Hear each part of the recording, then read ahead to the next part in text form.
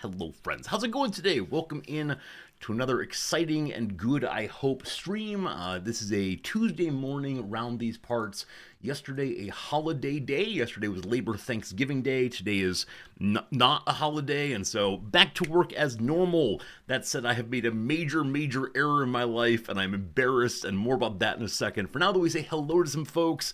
Welcome in, George. George, thank you so much for a really generous link today to a German news source I would have never found otherwise. Absolutely relevant to the product I'm doing.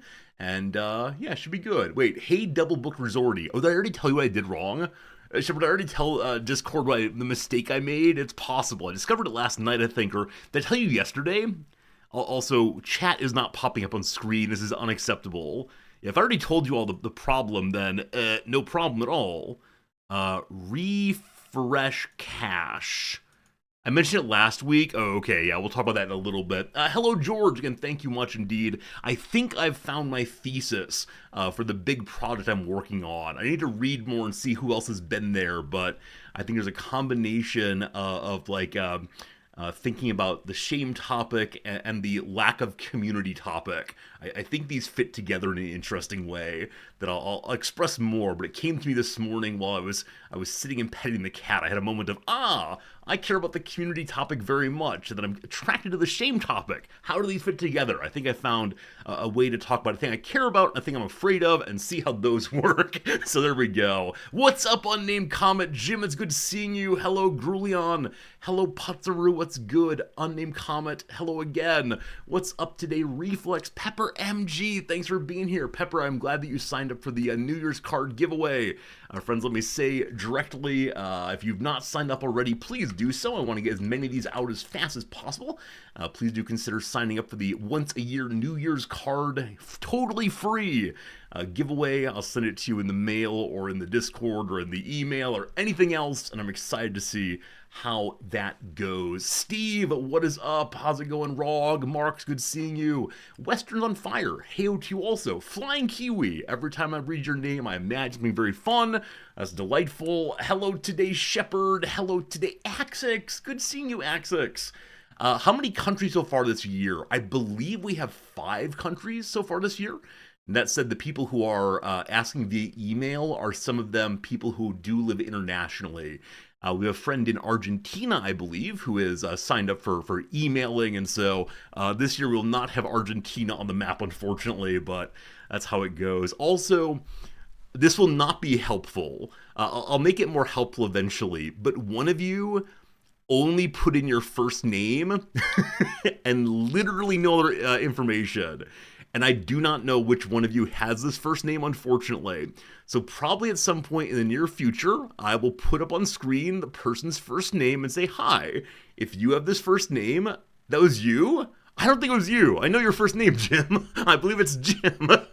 No, it said actually 3 people have done this. 3 people have done this, 2 of whom immediately submitted just after the corrected, updated version. But one person submitted just their first name with no information, and then didn't immediately rehabilitate themselves. So I'll try to figure out who that person is. I don't want to say to everyone, please go resubmit. I just cannot imagine it all. Start with a J. I honestly don't recall. I think it started with a B, but I haven't looked. I guess I could look right now. You all wouldn't be able to see the screen. Give me just 1 second. I think I know roughly where it was in the queue of names. Okay. You know. I think it was like number 42 or something. It's Bim. Bim!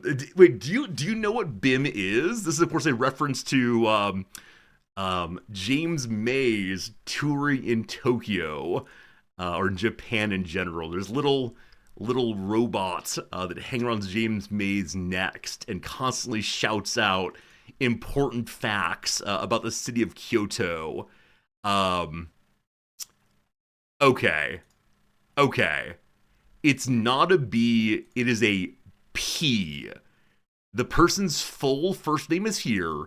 It's a P. Now, I know someone who has this name in the community, but P person. It's like a normal human first name, not a username. So it's not like Doctor Possible has a P in their name. It's not that kind of name, but it's just a P name. It's not Pepper either. It's a real person name. If you legally change your name to Pepper MG, you hero, you hero. Anyway, that's all for now. But yeah, New Year's card, gonna start working on this very soon. I do have a plan to go to the New Year's card store probably later today. We'll see how that one goes. Most Arabic dialects don't have a P and only have a B. Dog Brand's perfect. Dog Perry, I mean, I'm sorry.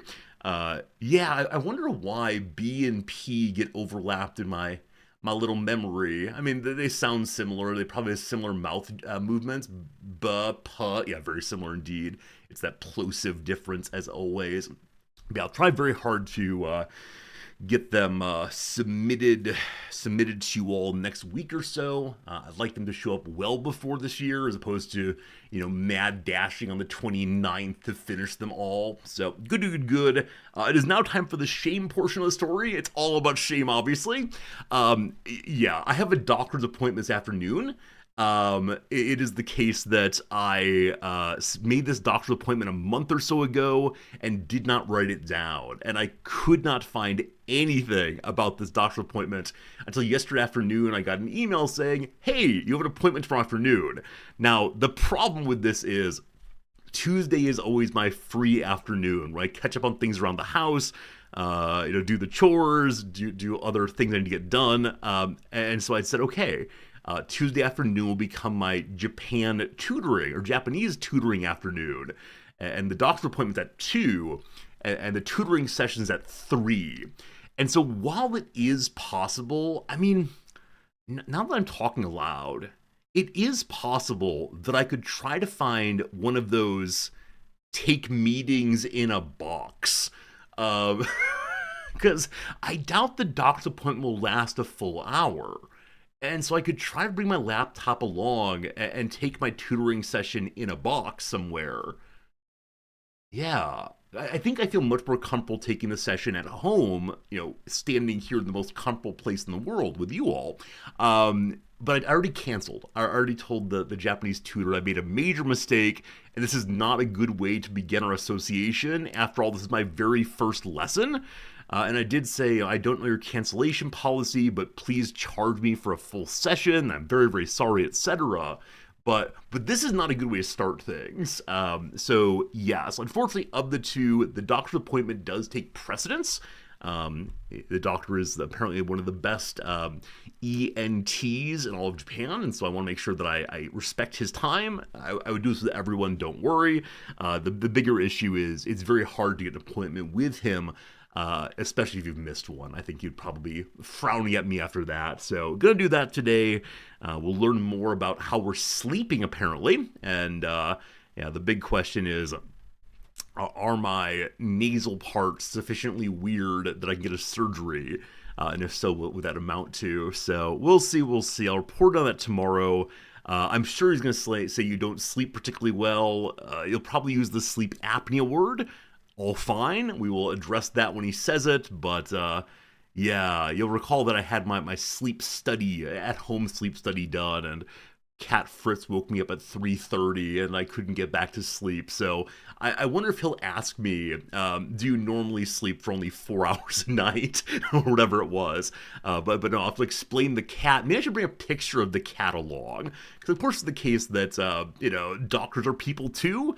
And this is the doctor who began speaking to me about John Dewey's philosophy and said that he wants to sit sometime and speak, and he wants to see me lecture, and I bet he says that to all the boys, but it was a very strange experience, so I'll bring a picture of Cat Fritz to hopefully delight him. Anyway, that's the only thing happening for me today is doctor appointment, etc. I thought I said that Nam's a light sleeper. If I snored and such, wouldn't she wake? Yes, she would. Does she wake me up occasionally? Yes, she does. Do we not like speaking about on stream? No, we do not. But yeah, I do snore sometimes. Now, it's not an every night thing, or at least I don't wake her up every night. If I sleep in a particular direction, I don't snore at all. But but no, I want to get this handled. If he says sleep apnea and he'd like me to have a CPAP, I know this is something we talked about before. I'd like to make a go at losing some weight first. Not via Ozempic, though that's a very interesting topic also, but we'll see how it goes. We'll see how it goes. Nonetheless, I'm feeling pretty good right now, and so I think that the upturn in motivation has been a sign of things going pretty well, and why disrupt that? No disrupting things, keep them just as they are, even if they're not as perfect as they could be. Send them a link to the lecture I recorded, the philosophy stream. Oh no, the actual lecture I recorded. That's right, there was one day when I recorded a lecture because I had a cold and I didn't want to sneeze on my students. I could send him that. I could send him that. Now, with that said, I don't think he's serious about wanting to see me lecture. I think it's just like the first thing you say to someone if you have a little conversation, you find out they teach. After all, you all say it regularly, and yeah, I've yet to share a full lecture with you. Maybe one of these days. Anyway, that's all the topics for me. I hope you had an altogether good day before we got to this point. And if not, we'll try to move it in a positive direction now. I'd like to go ahead and do the word of the day and so on now, because we are going to play another day of Baldur's Gate 3, a game that I do very, very much want to finish during this lifetime, and so we'll see how that goes. We're in Act 3, but Act 3 seems to just continue to unfold more and more, and man, I am enjoying the storyline, but there's been a tremendous amount of little side stories popping up that are bringing us away from our true goals, such as they are. Friends, the word of the day is, that was yesterday's word of the day. The word of the day is amalgamate. Amalgamate. I learned this word when I was 12 or 13 years old, because in Chicago there is or was a bank called like the First Amalgamated Bank. And I remember looking at the word on the side of the building, you know, carved in stone, and saying, "What on earth is that?" It just goes and goes. And I don't know who I learned it from, but I remember asking someone. Maybe I looked up in my good friend the dictionary. Amalgamate. It's a formal verb meaning to unite two or more things into one thing. Does it still exist? ABOC is a 1.7 star review. My suspicion is that people only review their banks when things are going pretty direly. Shady goings on. Do you want people pretending like your money belongs to them? Do you enjoy asking yourself, where is my money? I wouldn't ever use this bank. Oh man, no stars, no help. Incidentally, we notice here a name of Polish origin, presumably. You might know, you might not. The largest or second largest city concentration of ethnic Poles in the world is Chicago. Apparently, number 1, Warsaw. Number 2, Chicago. Crazy. Clean cut lawn. You too. Okay. Anyway, sorry. Alright, so uniting two or more things into just one thing. Here is an example. The school district has proposed amalgamating the two high schools. Amalgamating high schools, how heartbreaking, because many high schools in many cities have profound rivalries. Even today, if NOMS finds out that someone went to a different Omaha high school than she did, she will speak ill words of them. Now, I think it's ha jokes a tiny little bit. She also does this with colleges. If she finds that someone went to a college of lower standing than her college, she says some ha not nice words, including about me. I think it's all a bit, but when I was a kid, there was the West Side School and the East Side School, and they loathed each other, and suddenly they became just one school. How would we deal with that, having to spend time with those people? That's right, those people. Did you know? Today, one could amalgamate, that is, combine into one, any two or more things, such as hip-hop and country music, for example. Like reggaeton. The origins of amalgamate, however, have more to do with heavy metal. Amalgamate comes from the medieval Latin verb amalgamare, meaning to combine a metal with mercury. It's been part of English since the 1500s, its introduction closely trailing that of the noun amalgam, from the medieval Latin amalgama, which in its oldest use means a mixture of mercury and another metal. In dentistry, amalgams combining liquid mercury with powders containing silver, tin, and other metals are sometimes used for filling holes in teeth. Isn't it the case that many cavities these days are filled with some, I don't know if it's plastic, but it seems plasticky as opposed to metallic? Something like that. I'm happy to report I still have never had a cavity. We'll see if that changes at some point. Regardless, the word amalgamate can be used either technically, implying the creation of an alloy of mercury, or more generally for the formation of any compound or combined entity. There you go. Initially, combination with mercury. Mercury is in the Venus sphere, and also now meaning combining anything. Ceramic or epoxy. Is epoxy a plastic? Epoxy resins involving polymers. Well, these are words. Real quick, what is plastic anyway? Okay, it's made from polymers. Are all polymer-based substances plastics? Or is plastic a special category of these polymers? Yeah, look at new teeth filling. Happy to do so. New teeth filling. Dental types. Restorative dentistry treatment. Alright, so resin and porcelain. We know that epoxy is a kind of resin, apparently. You find the hole, you fill the hole. A curing light hardens the filling, so it goes in softer, and then by the power of the sun, it gets harder. I wonder how it does that. If it's a drying out? Or what exactly?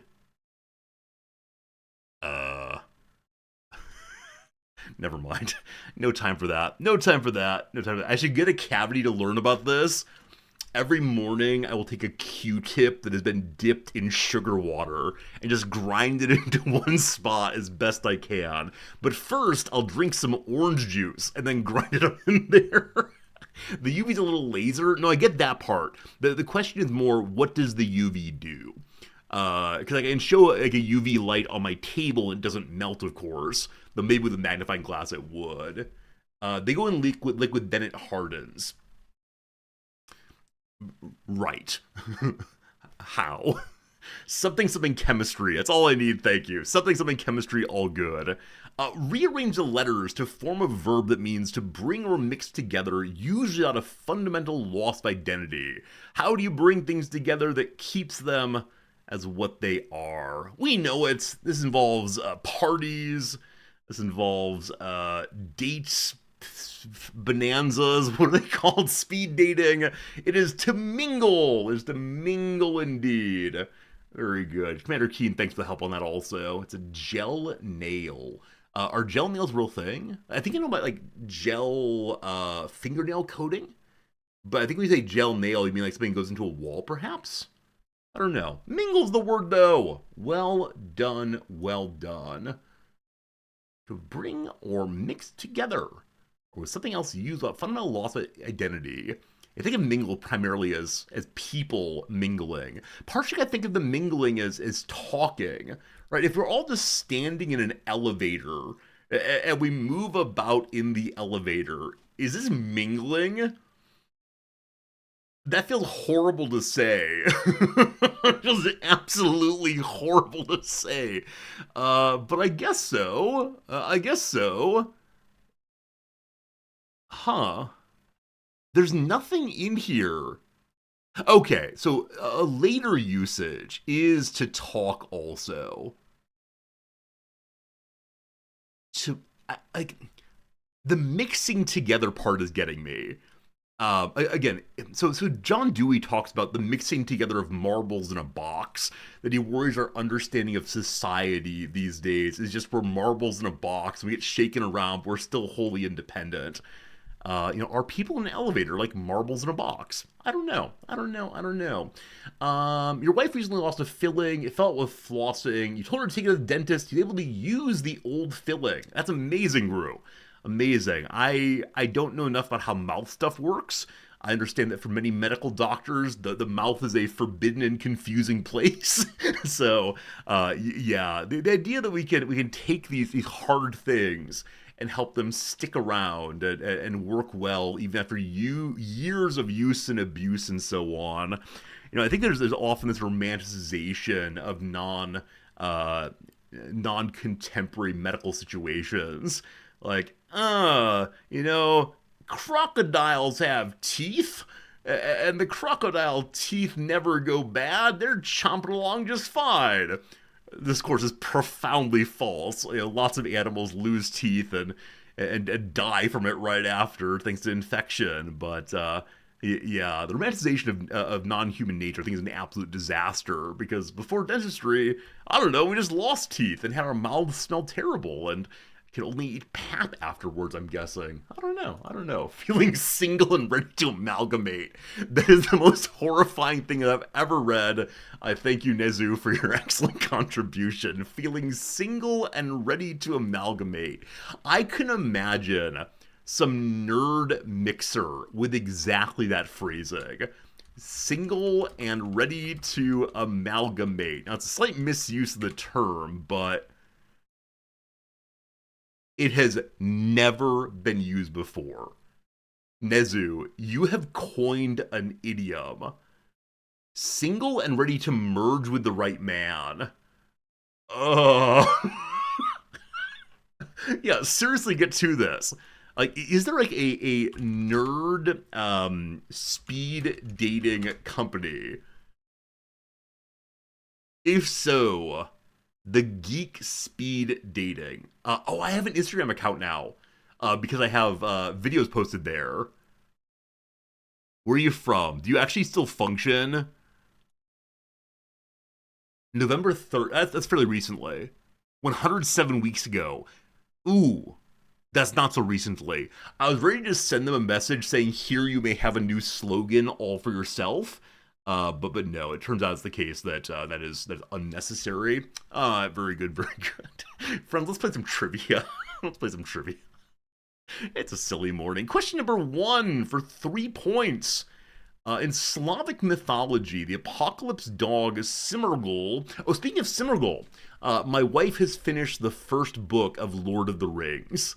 She is done with the Fellowship of the Ring, and yeah, she's hooked. She's really hooked. She didn't like the ending of it, but she understands that he needs to set things up for book number 2. So this Friday night, we'll be watching the first film of the Lord of the Rings trilogy, and I can't wait for it. Anyways, Simurgul is chained to what star at the handle of the Little Dipper? I have absolutely no idea. I can describe the shape of certain constellations, but what star is what, I have no idea. So I don't know. I can say things like the North Star, but that really is just pure guessing. What is the name of a star I actually know? I know planets.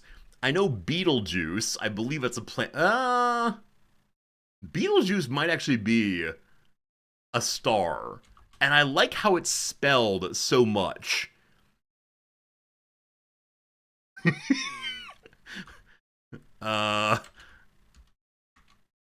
Rough. Not surprisingly, snowmobiles were first product developed in 1954 by the Minnesota company named for what star? Polaris. It is Polaris. Please don't tell me that Betelgeuse is a planet if it is. I want to feel okay about myself. Sirius is the dog star. There you go. It is Polaris. Good job indeed, Fetafist. Yeah, you're welcome to help during trivia. I just ignore chat entirely. As a Polaris, I knew because of snowmobiles, not because of vehicles. Is Betelgeuse a star? We know things. Question number 2, social sciences. Oh, yes! Oh, this is one of my favorite lines ever. I have a reflection on this speech in my Utopias class.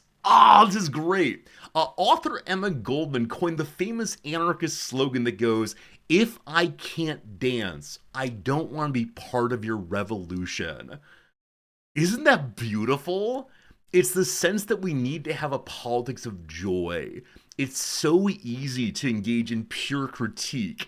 The world must not be, must not be, must not be. Oh, it's terrible. Oh, it's bad. If I can't dance, I don't want to be part of your revolution. Man, Emma Goldman. Oh boy, here we go. Oh, that's a great line. That's your political overthrow amalgamation. Exactly. Oh, every day of the week, I need to remind myself of this. Yeah, yeah. Emma Goldman appears in the musical Ragtime. It is quite the appearance. There's a really interesting song in which she argues with such encourages a young rich man, and her presentation there is the simultaneous joyful and furious, which she is throughout her writings. And yeah, Emma Goldman, a person who was exiled by the U.S. We don't think about that kind of thing too much until recently. But yeah, Goldman was tossed out for her political agitation, and yeah. John Dewey writes about her quite a bit. Oh, I feel good now. I'm sorry. I realize it's just like one question among the many, but all right, number three. Arts and culture from 1973 to 1999. Britons couldn't get their hands on what 1971 movie that the British Film Institute considers one of the best ever.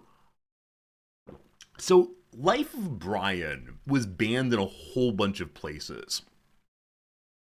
I believe it was banned in Ireland and Sweden, maybe. Um, I'm gonna say Life of Brian, even though I don't think it was actually banned in. No, it wouldn't be to '99. That's way too late. That's way too late. And also, England is not Catholic. And the Catholic Church, the one that was very, very angry about Life of Brian.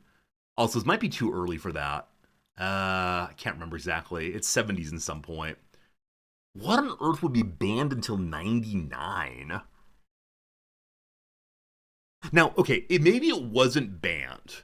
Maybe it was lost, or I can't imagine what else it would be. We're doing Life of Brian is probably wrong. Okay. Anthony Burgess. Oh, really? Oh, is it considered overly violent? I had no idea. Anthony Burgess made a Russian and Cockney rhyming slang, big Nadsat, the language spoken by the young droogs in what novel? Yeah, it's a Clockwork Orange. Clockwork Orange. I knew it was considered overly violent in some places. I didn't realize that England was one of them. Yeah. 71's too early for Brian? Yeah, I don't doubt that at all. You reason your way into this one, Dogberry. I like it. Yeah, I would not have gotten this one had they not referenced something so specific to it. But yeah, 99. Jeez. Is it still banned in any nations? I mean, possibly in places like China, due to degeneracy of the bourgeois value. Bans. Wow. Yeah, good job getting that right, huh? Okay, numerous bans for sure. Also, the book was banned. Yeah, the book was also banned. That's amazing. Yeah, overly violent descriptions. I always struggle with a little bit. Features Britain. Nope, not the plot. Morality. I mean, right. So this is an interesting, question. What is Clockwork Orange about, according to like watchers of the film versus Burgess himself? And Burgess is a super interesting figure because he writes this incredibly like dark and violent films and so on. Or sorry, dark and violent text and so on, while he himself is a fairly pious person. It's this like weird overlap of a certain moral vision and willingness to go quite dark indeed on these things. Yeah. Where are my bands? Where are my bands? We can, of course, control F ban, but where's the fun in that? Oh, Kubrick himself stopped showing it? Oh, I didn't know that. I'm surprised by that, George. Just that, yeah. Just that, like, I feared the auteur would go ahead and support his film, come what may. Maybe he received too many critiques and so on. Yeah. I see here, Burgess was importantly Catholic, culturally Catholic, And yeah, it was meant to be. It was meant to be a point about the importance of morality throughout. We're looking for ban. We're looking for ban here. Okay, not banned. Oh, here we go. So Ireland was banned in 1973. In Singapore, banned for 30 years from 2006. It was eventually lifted in 2011. Okay, South Africa banned for 13 years. Brazil banned until 78. Okay, so there's nothing here that says it's still banned nationally anywhere. But in Malta, it's been claimed for a murder. No, Slemia? Where's that? It's Malta. Yeah, so claim that it's contributed to murder, as always. Fascinating. So Life of Brian. Was Life of Brian ever actually banned in Britain? Again, I know it was banned in Ireland. Yeah, Ireland and Norway. I said Sweden, I'm sorry. It's Norway instead. 11 councils banned the film outright. Right, this is considered sacrilegious. It makes fun of the Lord in some measure, and religious belief, sort of. It's one of these films that suggests that belief in something is very important. Just don't believe that thing as much as you do right now. I love it. Posters in Sweden. So funny it was banned in Norway. Swedes are great. Never change. Slivers, good seeing you. Question 4. She's directing him now, but Jake and Maggie Gyllenhaal, I believe, haven't co-starred in a film since, 2001 Thing.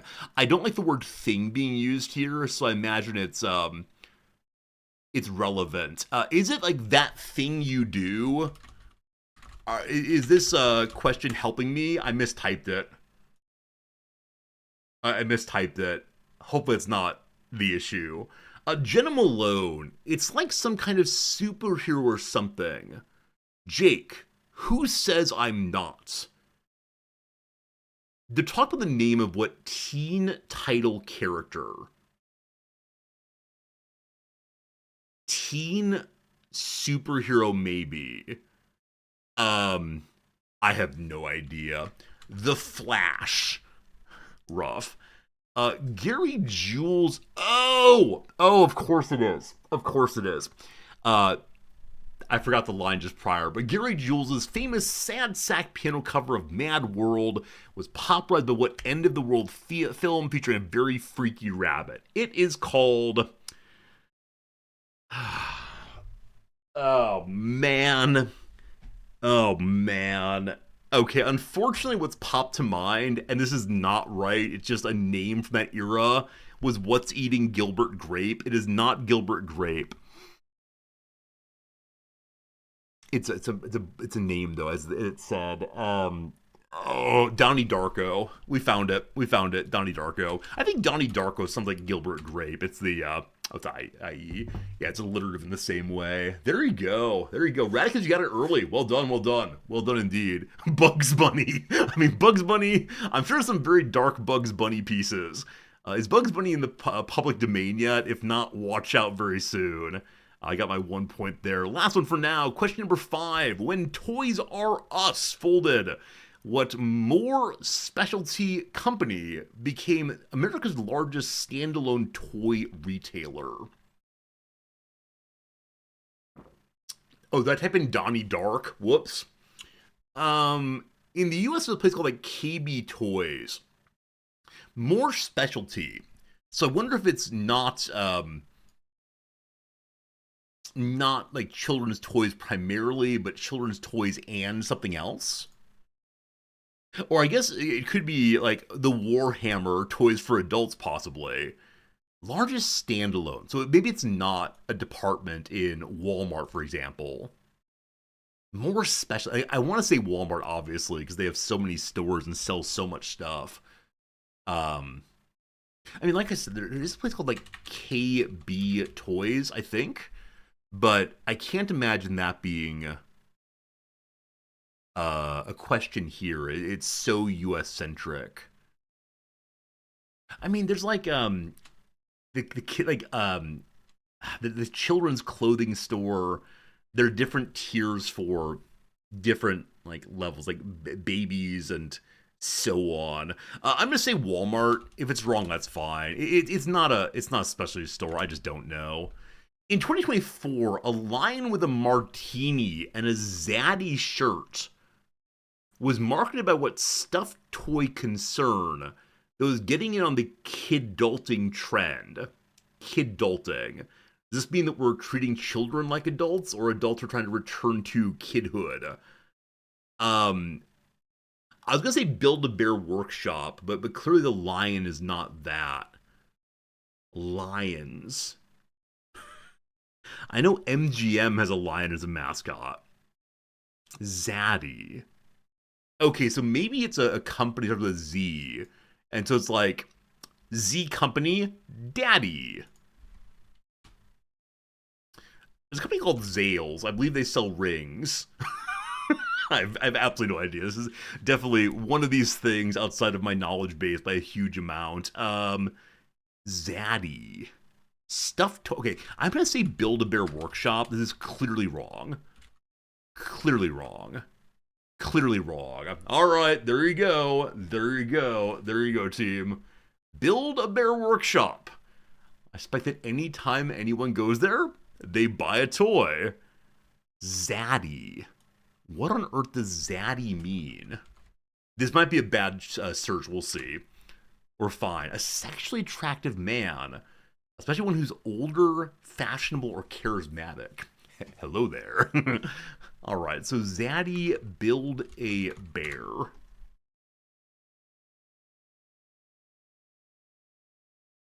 Okay, so this is the complaint.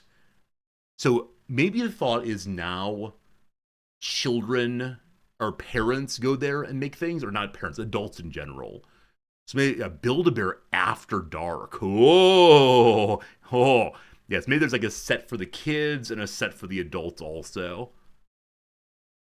I know there have been more and more like intentional gathering activities for especially adult women, things like wine and painting, which surely are all gender inclusive, but I think are woman coded in some way. If I'm old enough to be a zaddy, I'm too old to know what zaddy means. What is the Z part though? What makes the zaddy a Z? Like, it's not Gen Z because they're younger than I am. Okay, zaddy etymology. This is fine. Sexy daddy, so the sex becomes za. From sugar daddy. Sugar daddy becomes zaddy as an intensifier. What's another word that uses Z as an intensifier? I mean, some of you might know the phrase teetotal, like a teetotaler, one doesn't drink at all. People assume is teetotal. I total my tea or something. The T here is being used like, look, a capital T. I am totally abstinent from this and that. So, Z, like zesty zoot suits? Huh. Oh, it's AAVE. Okay, so unfortunately, I don't know my AAVE hardly at all. So I wonder if Z is used in intensifier in AAVE. A syllabation of daddy. So past that, there's no clear statement of why, but yeah, fascinating. Zaddy. I will definitely use that word with great regularity. All right, how do we do today? We got a 10. 10's all we need. I don't think I should have gotten any of those faster than I did. Maybe Clockwork Orange, but yeah, I thought so. Yesterday we had this question of who made certain buildings in London. And I said, look, that's got to be the toughest question of the month. There's no way that most of us know that. And yeah, Christopher Wren, an architect. That will remain possibly the hardest question of the year, I would expect. Anyway, about an 8 today. I wonder if 8 is the goal for average difficulty throughout the week. About halfway, right and wrong. There you go. Anyway, good fun all the way. Friends, time for some Redactyl. Yesterday, Redactyl was the humpback whale. Today, what on earth will it be? Fingers crossed, good luck, and let's get ourselves... Hello? Uh-oh. Uh-oh. Is Redactyl dead today? We are still on the internet, correct?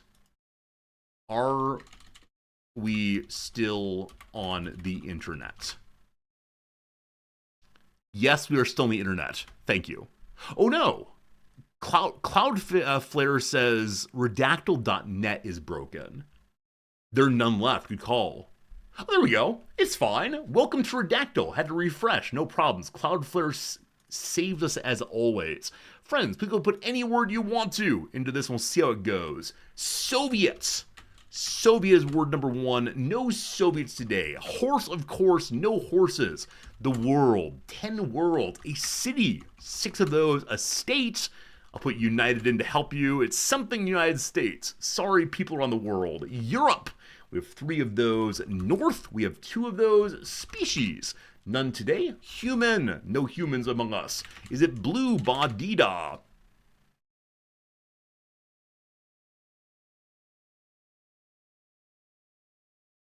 Well. Muxwell's, congratulations. I don't think Muxwell's cheated. Because Muxwell is here regularly and plays regularly, and that is amazing. That is really, really amazing. Muxwell's guessed again after Blue. I think Muxwell's just throwing random words out. That is crazy. Also, more crazy, I thought you had to get the exact word. I thought you had to have the exact pluralization to get it correct, but there you go. Yeah, Muxwell's, congratulations. That's crazy. This is one of the things that happens very irregularly, but there you go. Blues is a music genre and musical form that originated among African Americans in the deep south of the United States around the 1860s. I think is one of those things that, was it Lomax really pointed to? I think so. Blues has incorporated spirituals, work songs, field hollers, shouts, chants, and rhymes, simple narrative ballads from the African American culture. The blues form is ubiquitous in jazz, rhythm and blues, and rock and roll. It's characterized by a call and response pattern, the blues scale, and specific chord progressions, of which the 12-bar blues is most common. Blue notes, or worried notes, usually thirds, fifths, or sevenths, flattened in pitch, are also an essential part of the sound. Blues shuffles or walking bass reinforce the trance-like rhythm and form a repetitive effect known as the groove. There are some words that I'm too cool, that are too cool for me to understand. Is bassoon in this? There's no way. Yeah, bassoon is not a blues instrument. Is Lomax mentioned here? Yeah, there we go.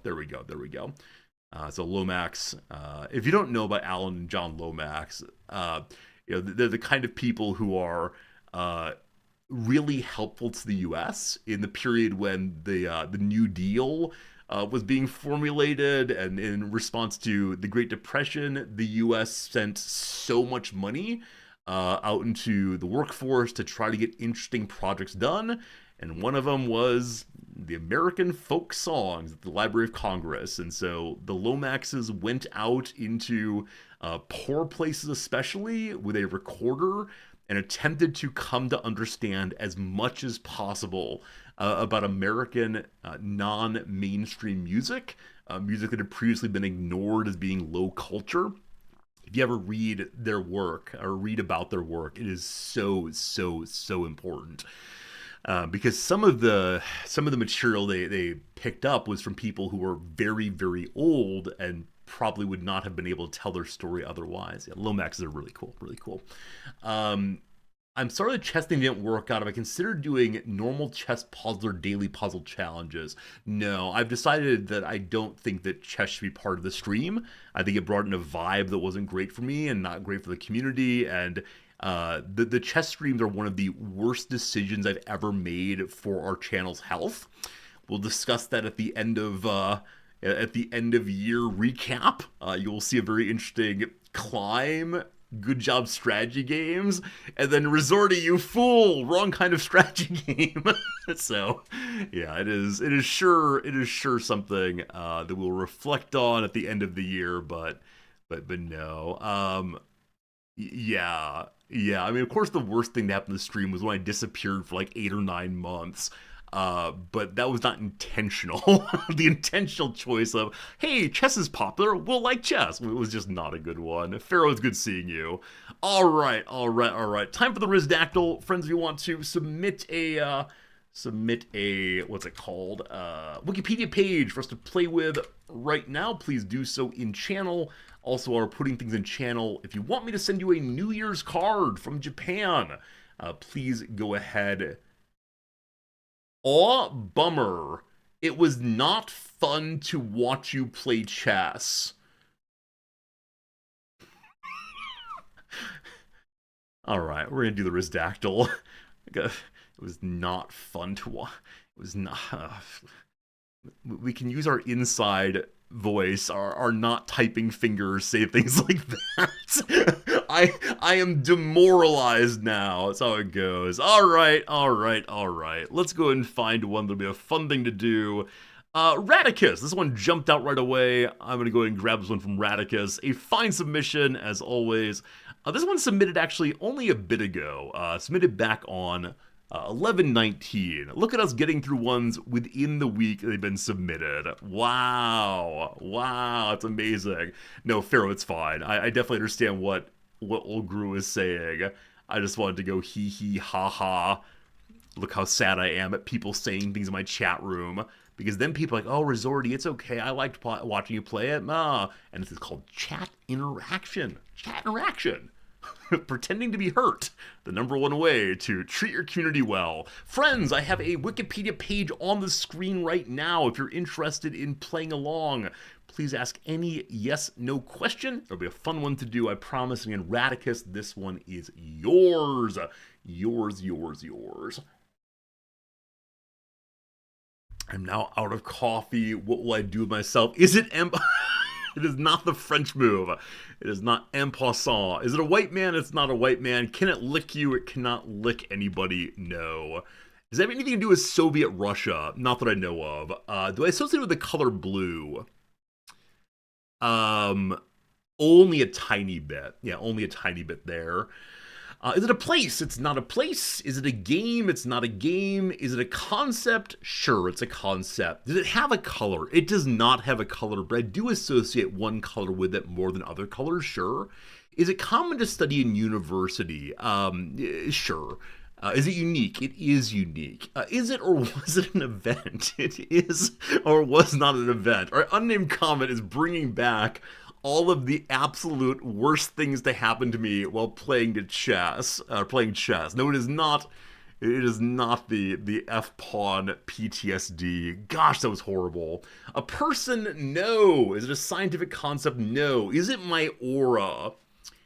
I do not think I vibe with this directly, but I like this thing. I'll go and tell you, I have a positive disposition to this page. Absolutely. Positive, sure. Is this to do with math? It is not to do with math. No. Nope. Not a person also. Yeah, something with a color in university classes. So it does not say, is it taught at university? I want to be careful here as always. It is not the subject of a class. You're not going to find like this thing 101, but it would come up in some college classes. Absolutely. Is it tangible? It is not tangible, no. Is it a green dot? Oh, like, is that part of printing? That's a yellow dot, isn't it? More and more printers these days have a like hidden yellow dot, so we can identify what is printed from where. Did anyone die during this event? Oh, it's not an event. If I said it's an event, I apologize. Not an event, but no, it does not relate to death in any immediate way. Is it STEM related? It is not STEM related, no. No, it's not. Is it philosophy? Hey, good seeing you, Rune.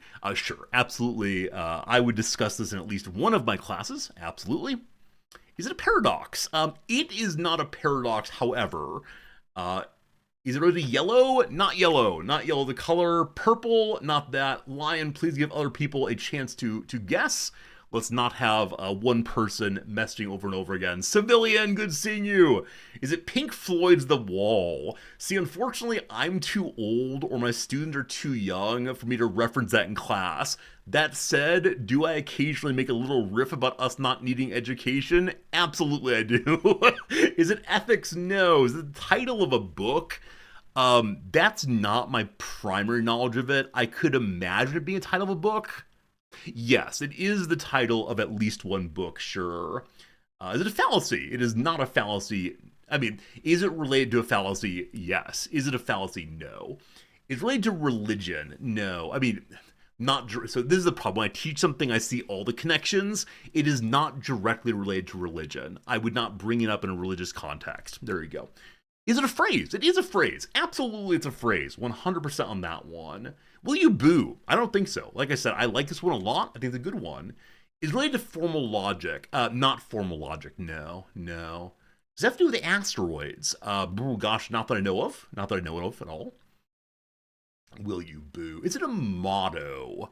It is not a motto, no. Is it from sci-fi? I mean, I think it's definitely been referenced in some sci-fi, but no, it's not primarily a sci-fi concept. Yeah, not sci-fi. Yeah, you're getting close though. Yeah, I think the is it a fallacy and is it, what was the other one? Is it a paradox? Are both very, very close in a good way. But I think we've definitely discussed this in stream before. This has definitely come up at least once. Is it outer space? No. Is it a concept? Sure. Yeah, it's definitely sure. Is it time travel? No. Not time travel. No. We got kind of close for a while. I worry we might be pivoting away from it. Has been used as an advertising slogan. Not that I know of, but gosh, I wish it were. There's something you can do. No, you cannot do this thing. Nope, definitely not. Is it a thought experiment? So yeah, I wouldn't teach it as such, but it is a kind of like really weak thought experiment, sure. Is it a singularity? No. Was it coined after 1900? No. Is it related to politics? No. Would I use it in terms of a group of people? Not normally. Did the ancient Greeks know of it? Not in this form. I don't believe so. But sure, they understood the relevant conceptual framework. Maybe. Does it have a meme associated with it? Sure, I think this is part of meme philosophy culture.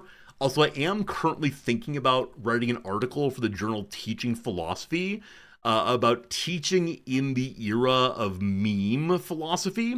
Not using memes to teach, but instead the existence of subreddits like philosophy memes, and how much like dangerously undersimplified or oversimplified knowledge, underdeveloped knowledge the students have on the way in. Anyway, we'll see.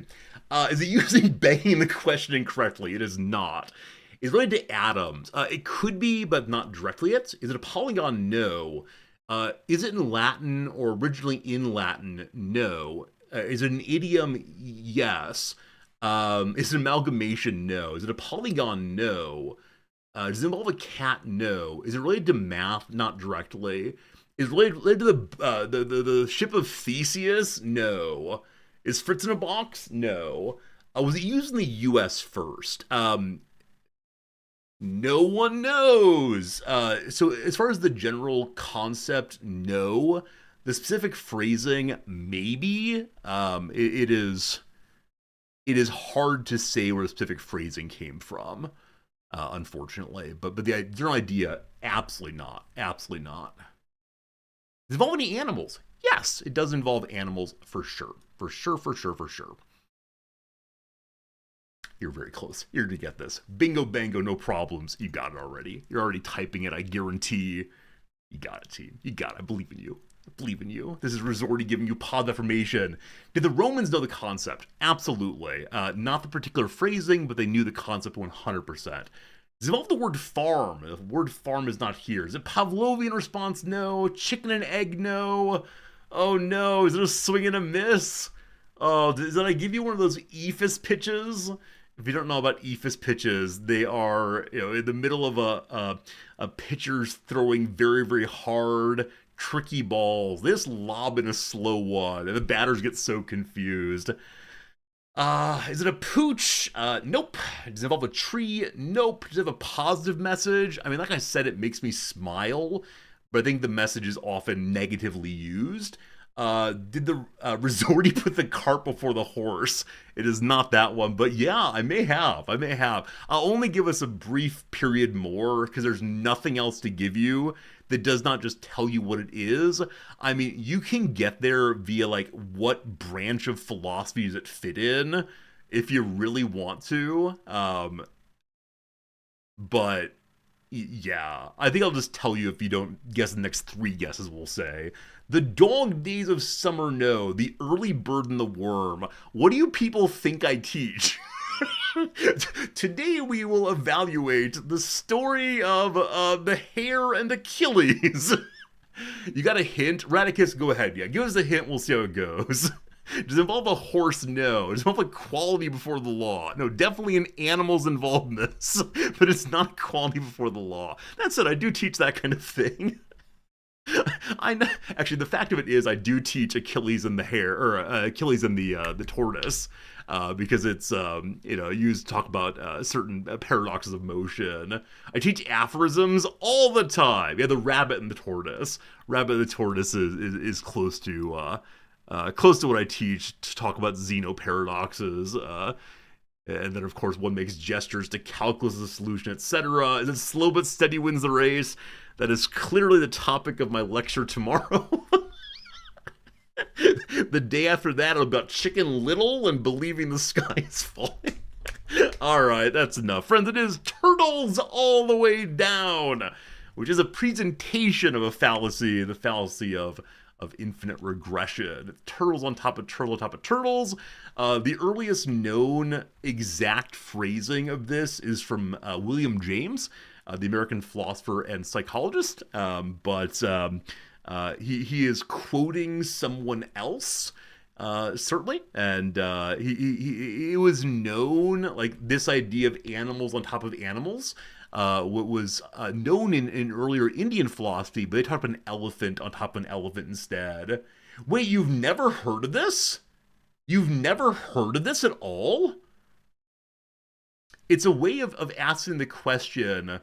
So the standard like mythological telling is, what holds up the earth, right? Underneath us is the earth. What holds it up? So before there's knowledge of how space works and so on, there has to be something that holds up the earth.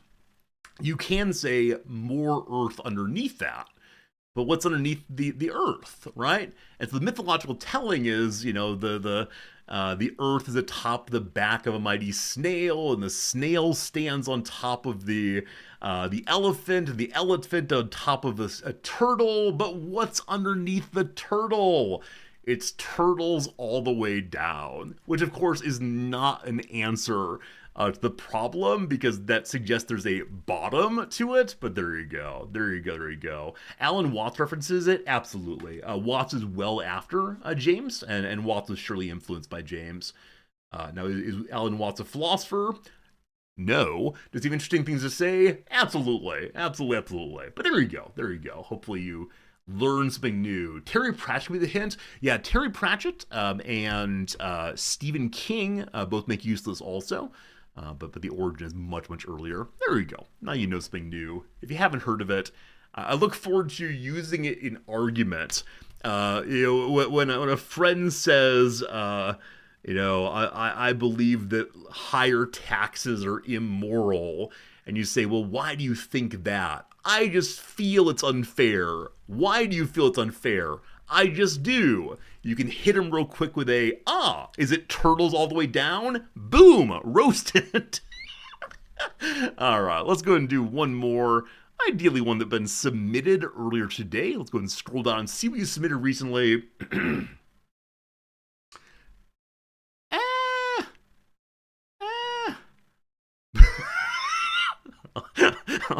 All right, Kaz. All right, Kaz. I will take the bait here. This is certainly a lovely one to submit right now. I like it a lot. Friends, on the screen right now, I have a new Wikipedia page. Please ask any yes/no question. And Kaz, this one is yours. Thank you for sure. Hello, Blue Link. It's good seeing you. That's how I lose friends. Yeah, the number of times that I've attempted to philosophize when someone only wants, like, pure emotional response is higher than one. As some of you recall, at one point I had a fiance ask Resorty, do you know that you love me? Or something like that. And I responded by trying to analyze the word to know. Is this unique? No. Is it a person? No. Is it a place? No. Does it involve turtles? No. The earlier color of turtles, green, of course. Is it related to a color? I would not imagine a color with this at all, no. Is it a singing fish? You mean big mouth Billy Bass? No, it's not. Is it chess related? No. Is it named after a person? No. Is it related to a color? No. Is it Raphael, not the artist, but the Teenage Mutant Turtle from the animated movie? What do you mean with your animated movie garbage in here? The high point of TMNT is the turtles dancing while Vanilla Ice rapped in a live-action film. Come on. Is it a tangible object? No. Though it can be made tangible. It's one of those. Is it taught at university? Sure, absolutely. Is it a concept? It is another concept. I apologize for two concepts one day, but I saw this one and smiled, so we're going with this one for sure. For sure. But yeah, it's definitely university appropriate, but not in a way that non-university people would not know of it. That kind of thing. That kind of thing.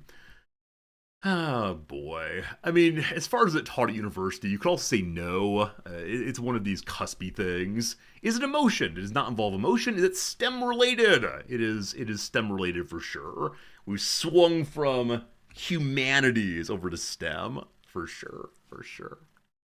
Is it reality, comma, man? It is not reality, comma, man. No. Yeah, I think I need to stop doing too many concepts in a row. I think they're less interesting for some of you because it's harder to nail them down. Is it an experiment? No experiment here. Not an experiment. Definitely you can do the subdivisions. Is it math related? It is absolutely math related, sure. I will also say it is science related and all STEM field related, maybe. But math related comes to mind first. Yeah. For sure, for sure, for sure. Is it a formula? No. Is it a shape? Gosh. Yes. It is the kind of thing that when introduced into the world has shapes. Sure. Is it exponential growth? No. Did it exist for 1400? Yes. Was it thought of before Christ? The answer is no on that. Thought of. No, it was not thought of before the Christian era. Is it non-orientable? You can orient it. Is it three-dimensional? Not necessarily. Is it an equation? No. Is it used humorously? It can be, absolutely. Is it imaginary? No. Do you understand the equations which appear on the page? I believe that any equation on the page I would understand. Give me a second. How dare you, frankly, number one. But second, yeah. But third, there may be no actual equations here.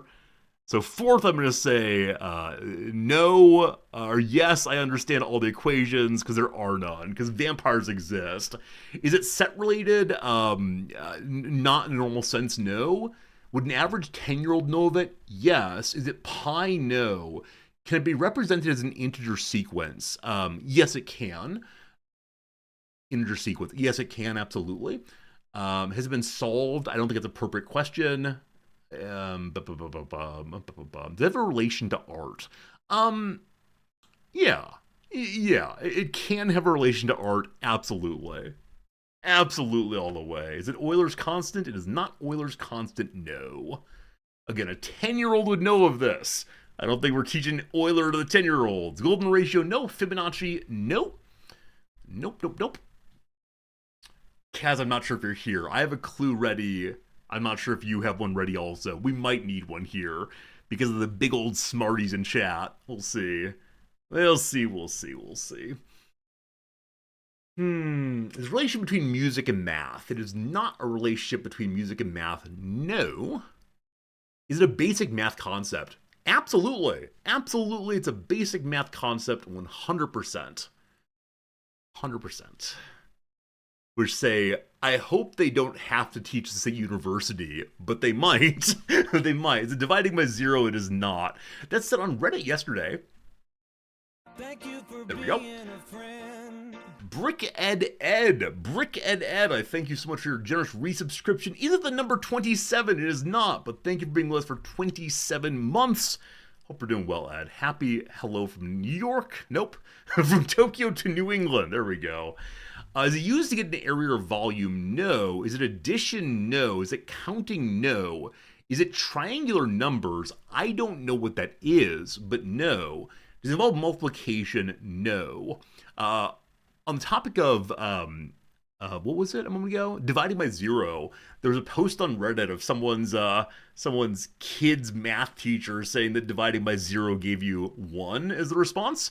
And the parent was very dismayed and wrote a response, including to the principal. And the principal sided with the teacher. That's not great. Does that have to do with point perspective? I don't believe so. Is it 42? It is not 42. Okay. Do you learn in elementary school? Yes, absolutely. I learned this at...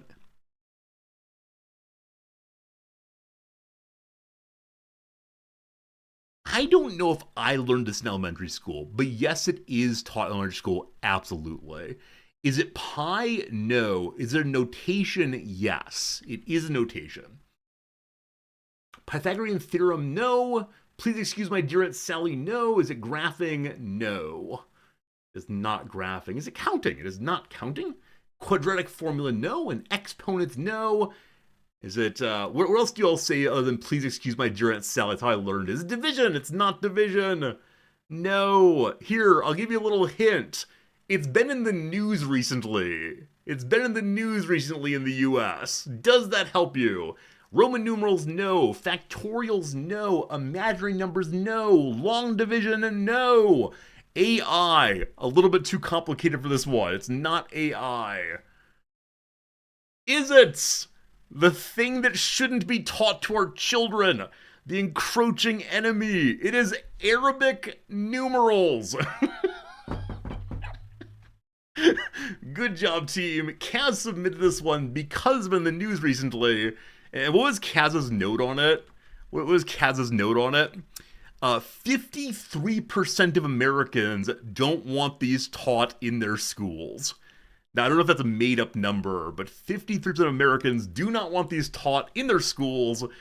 And, of course, the question of presentation, right? In the same way that most Americans of a certain political stripe will say they don't want Obamacare for healthcare. But if you rephrase it as, do you want the healthcare from the Affordable Care Act? A large portion of Americans say, yes, of course we do. Of course we do. And yeah, it is quite the striking thing that's just how you phrase a question. So, you know, should we teach children the Roman numeral set? Maybe, but no idea. But exactly. I mean, Shadow, it's absolutely fine to say that one wouldn't know these are called Arabic numerals. I think that's totally reasonable. I think that, you know, if you just said, should children be taught how to write the numbers? Yeah, of course. I think calling them Arabic numerals is meant to incite a certain emotionally negative response that is like, hee, ha, ha, got him. But I think if you said to literally any American who's not being a troll, you know, do you want these numbers taught to your kids? Of course you're going to say, yeah, 100%. Of course I do. It's the inclusion of the word that makes them stupidly responsive to it. So, yeah, I mean, I think it's the case. had you asked me a week ago, what are the Arabic numerals, I would know this. I think I know that, but I don't think everyone does. Like, I could call my father right now. He's in some ways like a relatively average American guy. I think he knows they're called Arabic numerals, but I can imagine he wouldn't. I can imagine a lot of people wouldn't. It's just one of these, I don't know. We don't refer to them that way. I refer to them as just the numerals or how numbers are written or otherwise. Thank you, Jim. I appreciate it. So, I don't know. I think that though I am part of elite culture when it comes to academia, I worry tremendously about the way in which elite culture pokes fun at non-elite culture and makes them seem the butt of the joke. I think it's incredibly dangerous for democracy. I think we can talk at great length about the way in which people feel, left out of society by, haha, look how stupid you are for not knowing the word. Humble brag, I apologize. I apologize for saying that I'm part of elite culture. But I just don't want to say, like, elite, fine, whatever. Done with that one. Jim got me again. The therapist knows how to drive it in.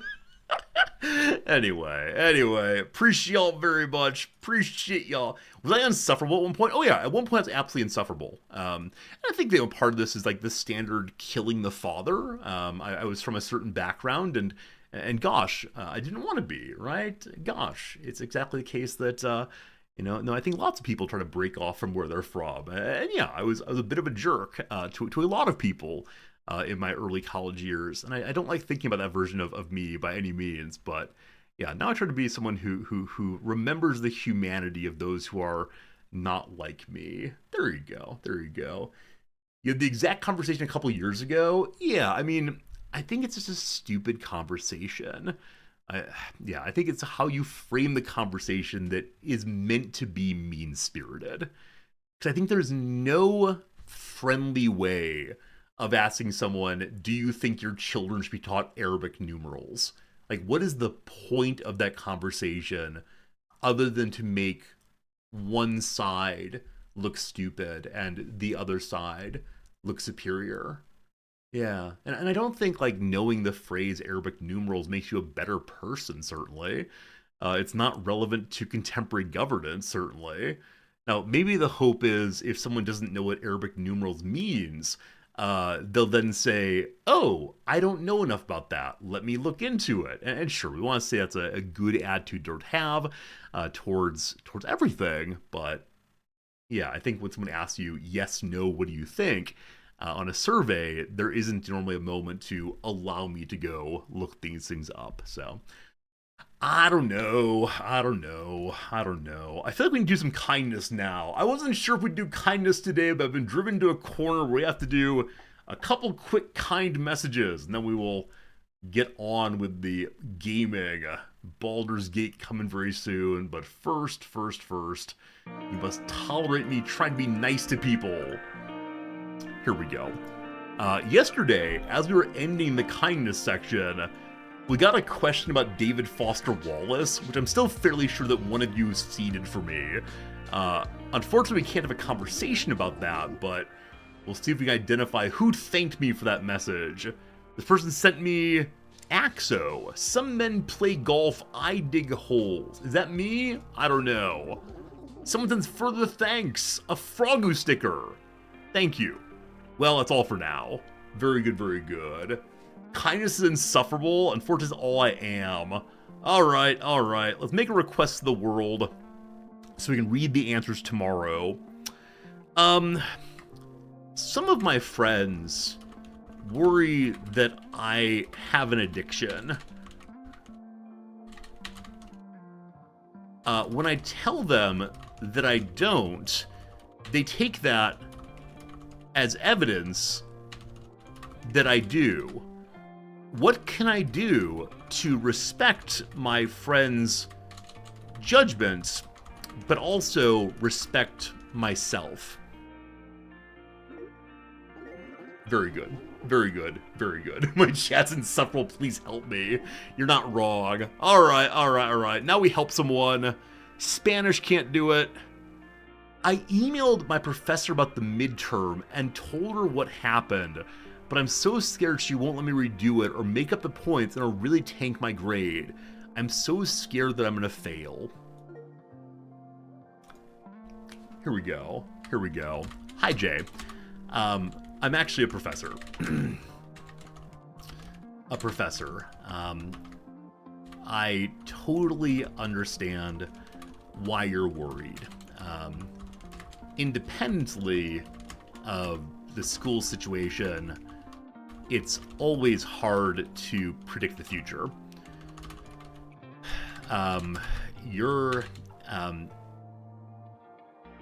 When I'm evaluating a situation like this one, so much depends on what happens. What happened? Did you miss the exam? Did you do poorly? In moments like this, it's so important to think of the absolute worst outcome. You may have to retake the class. Would that be a frustration? Yes. Would it end your college career? No. You've got this. Yeah, unfortunately, it comes to these things. Yeah, I mean, the issue has happened. The issue has happened. There's nothing to say other than the professor is going to respond to these things, and the professor, unfortunately, is absolute. I think that being honest is the best you can do, and yeah, it's some measure. It's similar to, I broke the law. I don't want to go to jail. What can I do? Talk to the attorney. Hope it works out, but it's some of the thing that matters already passed. Why do I think it's college? I mean, I think, at least where I'm from, the word professor is only used for post-high school teachers. Now, I know that in other languages, like professora, can be used as a word for teacher in general, but I don't know. Can you ban the word hard? I mean, yeah, I do say situations are hard regularly. I need a variety of ways of expressing that, because we do say hard a lot. All right, hopefully it helps a little bit, but I need to be real with them. Who are I most grateful for? Yeah, it's the obvious answer, but I'm especially grateful for my wife.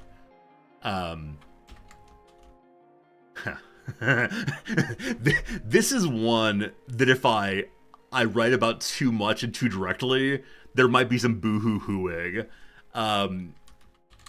She's someone who I look up to.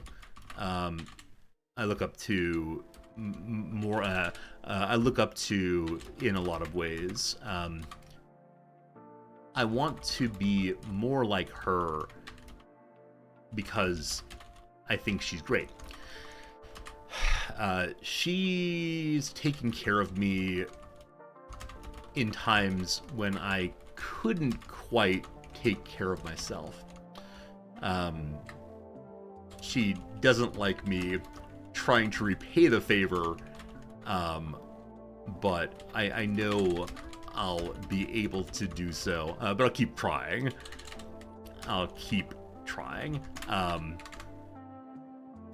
Every day, I learn from her, I benefit from her, and we grow together. Thanks for letting me think about this. Thanks for letting me think. Okay. Very good, very good. Very, very good. No way I can look up to Nom unless she carried on a ladder everywhere. It's true, she's very short all the way. Gratefulness is hard. Alright, you're not wrong, Gratitude is hard.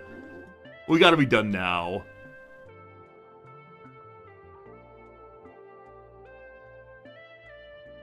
This must be the same person. I emailed my professor about an issue with my midterm that got me a 0 out of 200. I'm scared she'll disregard it even though I didn't open it up prior or view anything on the exam. This must be the same person. If not, I need to sit on this thing all day and be the voice of professors. Jay was the last one also. Okay, I'm gonna leave that as is then. I know I can't do anything about this now until my professor gives the answer, but I can't stop panicking about midterm. The fact that it closed right before I could take it. That's a time management issue.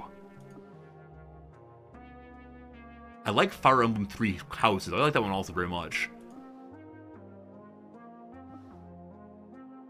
Okay. Okay. Okay. Okay. Okay. I feel guilty about picky eating. I'm autistic and very picky eater. It's hard. Hard. I feel invisible when I hang out or go to university. I have lots of people to speak with. However, nobody texts me or pays attention to me. Oh gosh. Hard ones. Hard ones, team. Anyway. I think we're done for now. Jim said we can go out and see other parts of the world. Don't open the door yet. A small family of pibbles have fallen asleep on your doorstep. I don't want this. I called a friend to carry them home to bed. I am Frogu.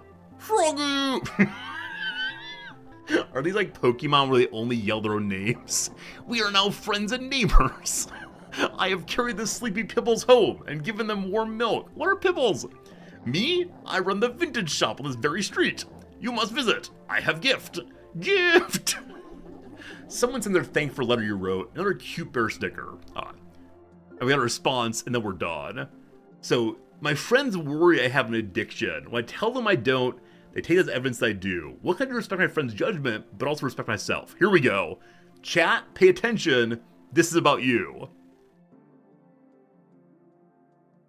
Hi. Definitely take some time to reflect. It seems like your friends are worried about you and are trying to bring it up in a gentle way. There may be a bigger reason for your impulsive decisions that could use your attention or even a professional. Not sure what the addiction is towards. If it's harming you or others in some way, I recommend looking at taking a step back. Hope this helps somehow.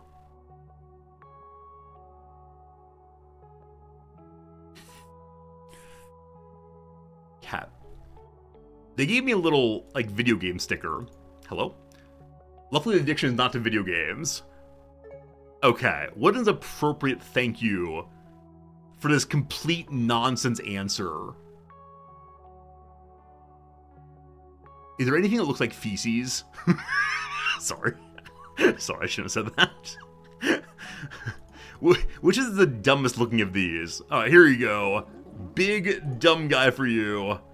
I mean, that's a very, very sweet response, obviously. And they brought in the idea of impulsivity.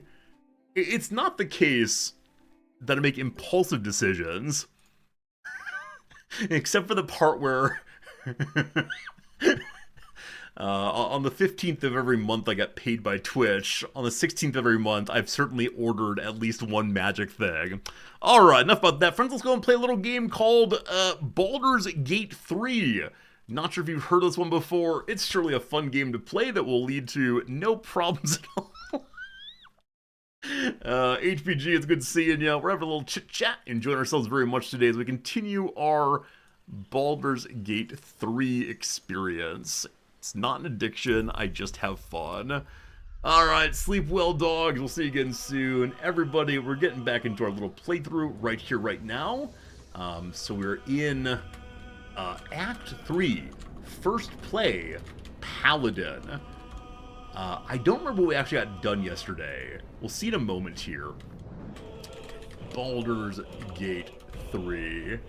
Hey, we'll see you around. Thanks for hanging out today, everybody. If you're taking off now, I appreciate your spending time with me, and certainly back very, very soon. Even Noms was surprised. Okay, that's enough. That's enough. We're not talking about the topic I brought up to be funny earlier. When it stopped being funny is when we stopped talking about it. I have an addiction to feeling nice and not talking about things that make me sad. Friends, an ad break is coming right now. I'm gonna run AFK real quick and grab myself some more coffee and then stay locked in for the rest of the stream. That said, the rest of the stream today is only 2 hours more because I have a doctor's appointment to go to, so I can mess with my nose. That'll be fun. Nose messing. Back in 3. Appreciate you. I'll go and load the game so you can look at the pretty pictures for a while. Ooh, ah, pretty pictures. BRB.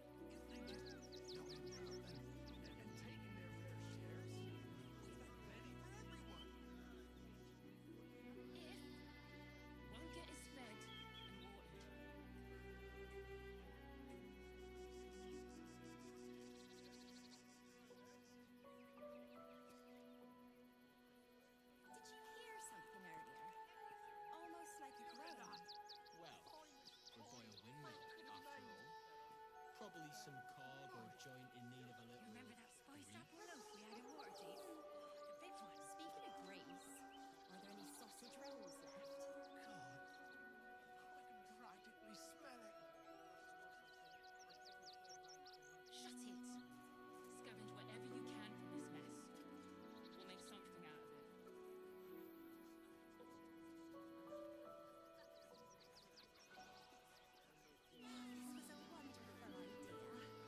Just what we needed. Take the wood from the cart too. That'll be good for a fire, if nothing else. True. I'm just bloody keep with all the refugees. Food shortages. We're as desperate as the rest of these savages. Surprised you managed to get such a Just had the surprise. sense to move quicker than us. Ways and means there. Ways and means.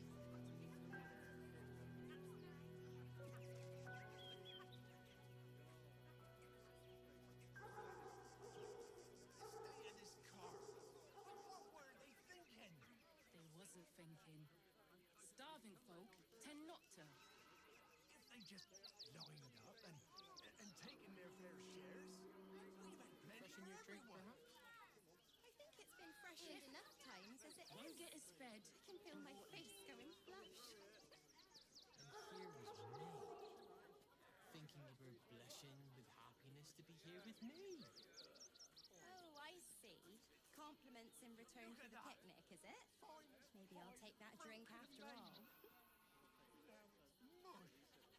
You remember that spiced apple loaf we had in Waterdeep? The big one. God, I can practically smell it. Shut it. Scavenge whatever you can from this mess. We'll make something out of it.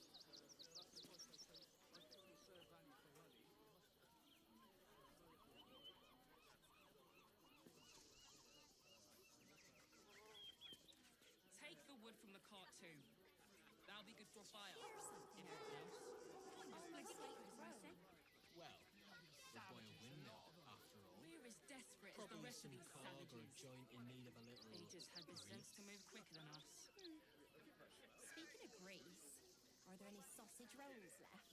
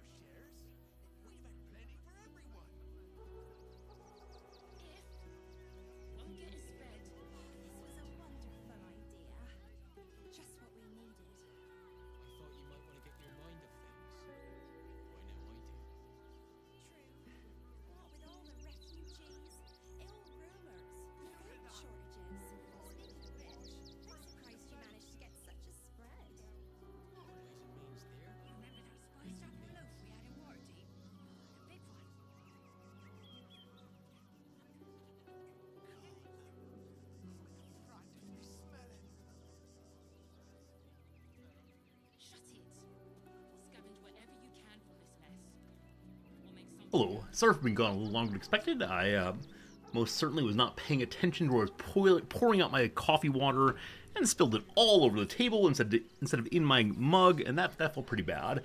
Didn't burn myself, luckily, but did get some water all over the place, and so I had to clean that up before it, I don't know, ruined the table or something, but all fine, no problems. We're going to get into the game. Here we are, Baldur's Gate 3 one more time. I was a little bad when I'm gone for too long, but here we go. We're standing here. Why are we standing here, I ask? I don't know.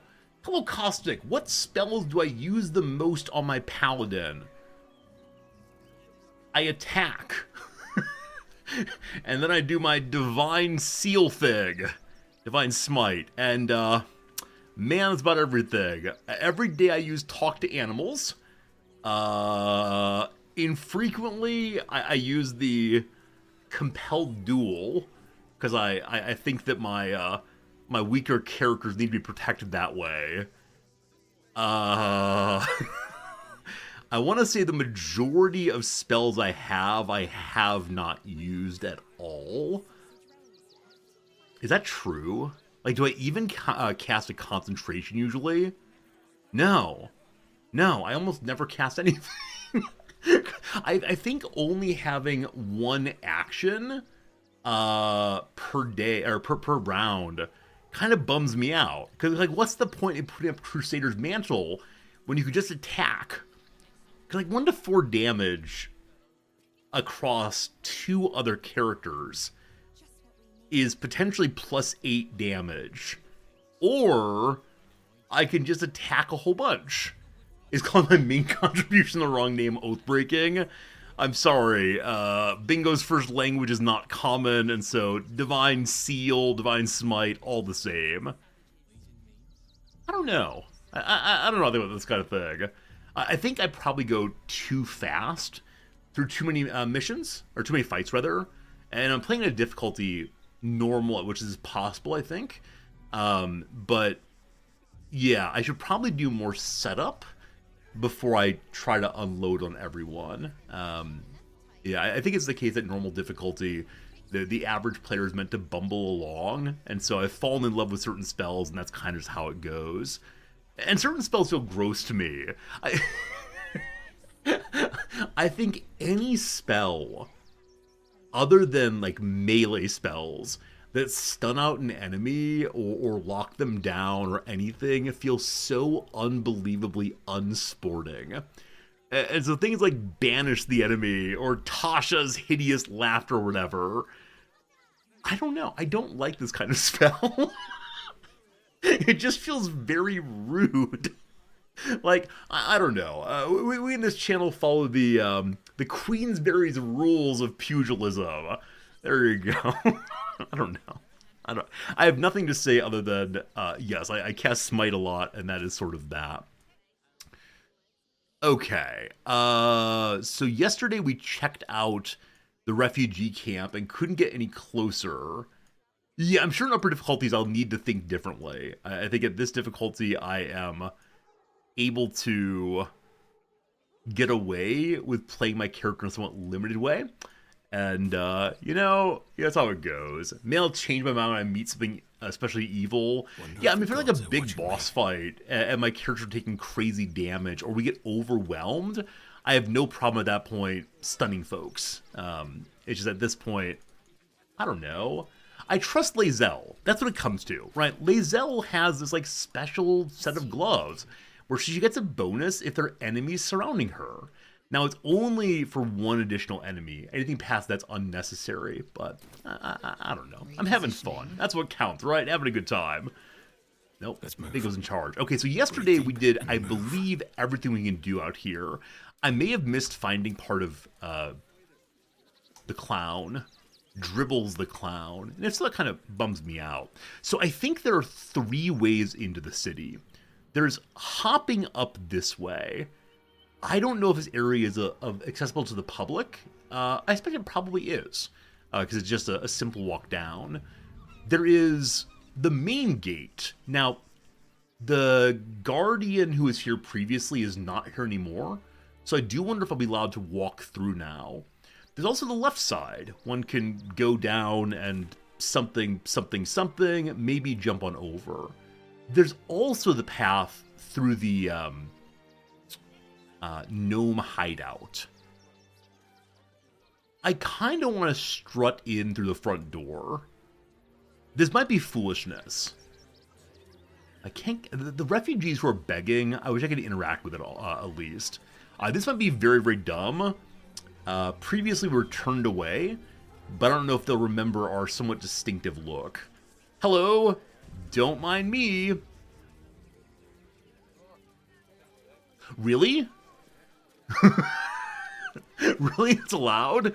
Hello to you, Gauntlet. I like your mace so much. May I buy your mace? Move along.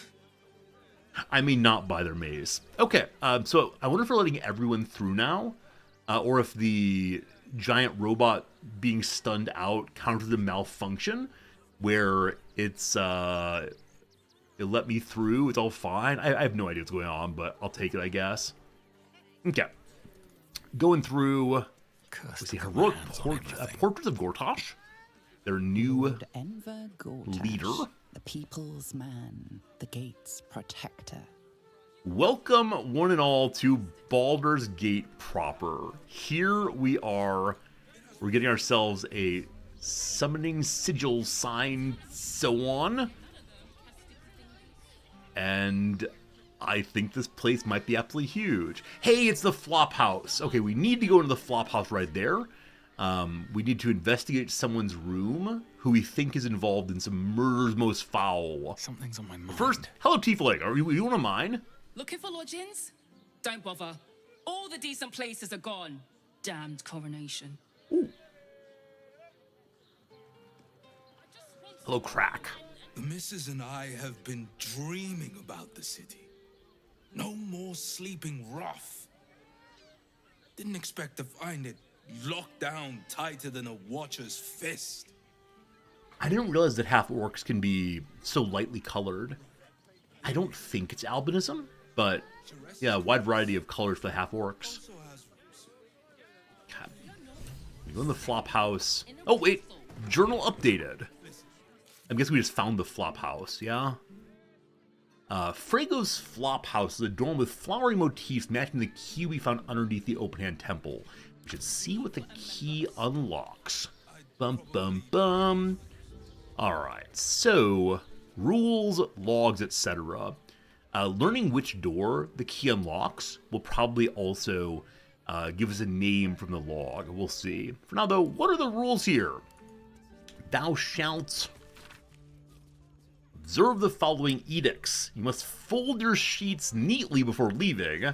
2 gold pieces. No big smells. 3. No tipping the janitor. No outside food eaten inside. And no marks on a latrine ever. The most important thing, no marks, thank you. This traveler said they were thrown out of the temple, probably for murder investigation time. Word to the wise. Give that ill-mated temple a wide berth. Rude buggers. Certainly not bringing my trade there again. To be fair, their high priest died. I thought priests were meant to be polite. What's your trade or thanks? What's your trade first? Let me show you. Thank you. Mephistopheles tiefling. I understand the tieflings are good, but seeing the word Mephistopheles throws me off every time. Cloud giant strength. Increased strength to 27. So previously there was just like a giant strength, which was what, like 23 maybe? Whatever it is, this is stronger than Bingo is right now. Radiant resistance, big jumps, healing. Okay, it seemed that there are a person who makes various kinds of potions. I don't mind buying all their pieces right now. Only 85 money, we thank you. And there we go. Okay. Thank you, Griska, for the trade. Oh, I don't have enough money. I only have 45 money left. Wait, 329. Huh. It balanced strangely that time. I wonder I pushed it, ruined that off. Or ruined that off? Sorry, what ruined it? I want to tell her now that her priest was murdered. Okay, I can't. Again, a one-time interaction. Either say the words or you messed it up. So who is in the log right now? Detective Bingo Go. Burner, Fifion, Grishka, and Rosanna. So Burner is staying indefinitely. Goldgrind is staying for a month. Now, Goldgrind is the name of a dwarf, I assume. Burner could be also. Grishka we just met, and Rosanna is not a guy dwarf, I believe. Do we take a vow of poverty? We took a vow of giving all of our money to the poor, unfortunately. Frago's Flophouse. Enter as strangers, leave as friends. No vacancies at this time. That's a nice slogan. I like that very much. Okay, so over here we have some issues in the Flophouse. Not sure I'm allowed to go back there. Let's check and see. I got lost. I got confused. Okay, here's the work done recently. The biggest issue is the top floor has been expanded recently. Red-clad dwarf. Good, sir. Give me 3 days and... Oh, apologies. Thought you were someone else. Greetings, so forth, so on. I'm looking for a killer. A dwarf dressed in red, just like you. First of all, what are you selling, buddy? Anything interesting before I accuse you of murder? Who do you think I was, number one? The landlord, Sir Frago Antuna. A most generous soul, I assure you. I think you're deceiving me. Okay, I don't want to accuse him of being a killer straight away. Maybe, but not at the moment. Come. Through we go. As we go through, I'm going to close the door in hopes that the landlord does... Oh, okay, never mind. We have to go upstairs, probably. I thought the rooms were back here. We close the door to keep all the good smells in. Hello, Quillia. Bloomin' hell, you look famished. I've got some victuals that'll warm you right up. Victuals, we love it. I'm feeling peckish. In fact, esurient. Do you have any cheese? Have a at these. They got some bread, some soup, some potatoes, porridge, and half a sunmelon. I'm going to buy all of these and seeing if it, like, makes her more interested in talking with me. Also, I definitely forgot the big selling of all of the items inside of my my box. Would you all tolerate me selling everything from my box? It's going to take a while to do it all, but we'll have so much more money then, and with a fat stack of cash, we can definitely make some inappropriate decisions. Some things we ought not to do. But I do have a ton of items there. We'll see. Sir, sell it. Hey, if one person's okay, then I should be okay also. We're never going to use the poisoner's gloves. I say with far too much confidence. Yeah, seems fine. All right, balance it out. Thanks for the cash. Appreciate it. That should do you. All right, now that I've given you money, will you tell me what you know about the murders? There's that sweet mug. Thank you. Someone call us attractive. Maybe once we decide to settle down, we'll come be her helper, moving the heavy cats around, cutting things for her. That'd be a nice life for post-adventure bingo. Oh, there are people here. I apologize. Hello to you, adventurers. Come to Baldur's Gate, he said. Adventurers get welcomed as heroes, he said. Poxy Drim and his bleeding notions. Have we been these characters before? I suspect we have. Bloody ages we spent hiking from Murren, and they won't let us in the city proper. Bollocks. We're adventurous, damn it. Are we not in Baldur's Gate yet? Oh. Why won't they let you in? Adventure means nothing here. Sounds like someone forgot their paperwork, or adventurers shouldn't get special treatment. We'll start with number one, because it may be, maybe they're getting fair treatment. We'll see. The bridge god chatted some shite about a coronation. Couldn't really make head nor tail of it. Do you not know that word? What coronation means is... Popping upstairs. Is there a chest here? No, just a, part of a staircase. I don't know the word for that part, unfortunately. Okay, who are you?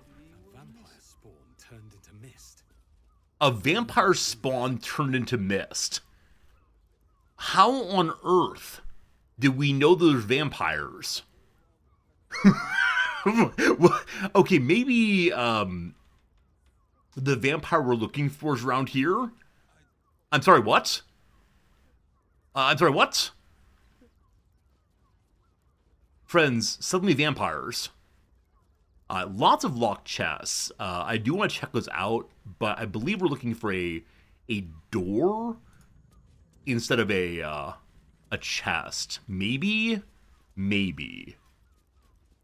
That was very strange. Suddenly red. Huh. Those must be vampires. Possibly. Okay, we have lots of keys here, potentially. The mace radiates like the sun. It's true. The mace is an insignia of, or a relic of the sun god. I don't know. Okay, what's in the wardrobe? Here's the flowery key. Does absolutely just a guess? Oh! It led us into a secret room.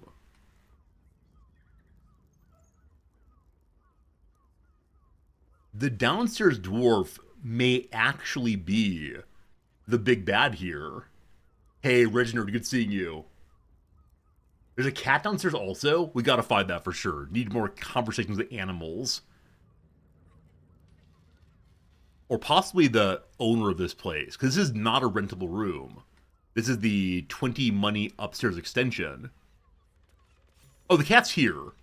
Yeah, if you're wearing a cat, that's a conjured cat. We can't engage with it, unfortunately. Okay, so the cupboard is full of tools for sneaking. Let's check those out. Maybe they're going to be evidence. Successful perception. Blood on the ground. Notice some blood has pooled on the wooden floor. Where did the blood come from? Hey, you're welcome, Maharu. I'm glad you're enjoying this game. I'm having a bunch of fun with it also. Only a 10. Only a 10. 16. Where did the blood come from, Mr. Bingo? You notice the blood's source. A body hidden under the bed. If we didn't find that, it'd be amazing. So, a body. The body of the priest is at the temple still. We have found bits and pieces of the clown's body. So who is this? Oh! Falfian Gringrind. Goldgrind, rather. You're a dwarf, aren't you? Are you missing a hand? They're missing a hand also. Third handless person. Alright, so this is their key. Presumably this opens their drawer. Okay. So is it possible that this person was involved in the heist? Is it possible that Orin turned into this person in order to go kill the priest? To cause additional tension between the refugees and the city? Is this Orin's house? Here's a note. 2 hands now, 2 hands, 2 of them. More needed, not enough. Must cover myself in glory to be covered in blood. More. So the fellow who killed the rat also wrote in these kind of shouty ways. But I think he had poorer grammar. This is the fellow at the circus. So the possible is not a refugee that's done the murdering, but instead a circus person. But if so, why would he have a special room like this one? Infernal contracts and bargains. We should learn more about devils, sort of smite them more effectively. One must choose which devil they deal with using utmost vigilance. Remember, devils are not only thieves, they're bastards. I once knew a man who asked for ultimate protection against his enemies from a devil of Dispater. He was transported into an impregnable iron fortress deep underground. Won't let doors. Pick and choose with caution. For matters of money, creatures of Minorus can best salve your woes. For matter of pleasure, face the fiery folks of Phlegathos.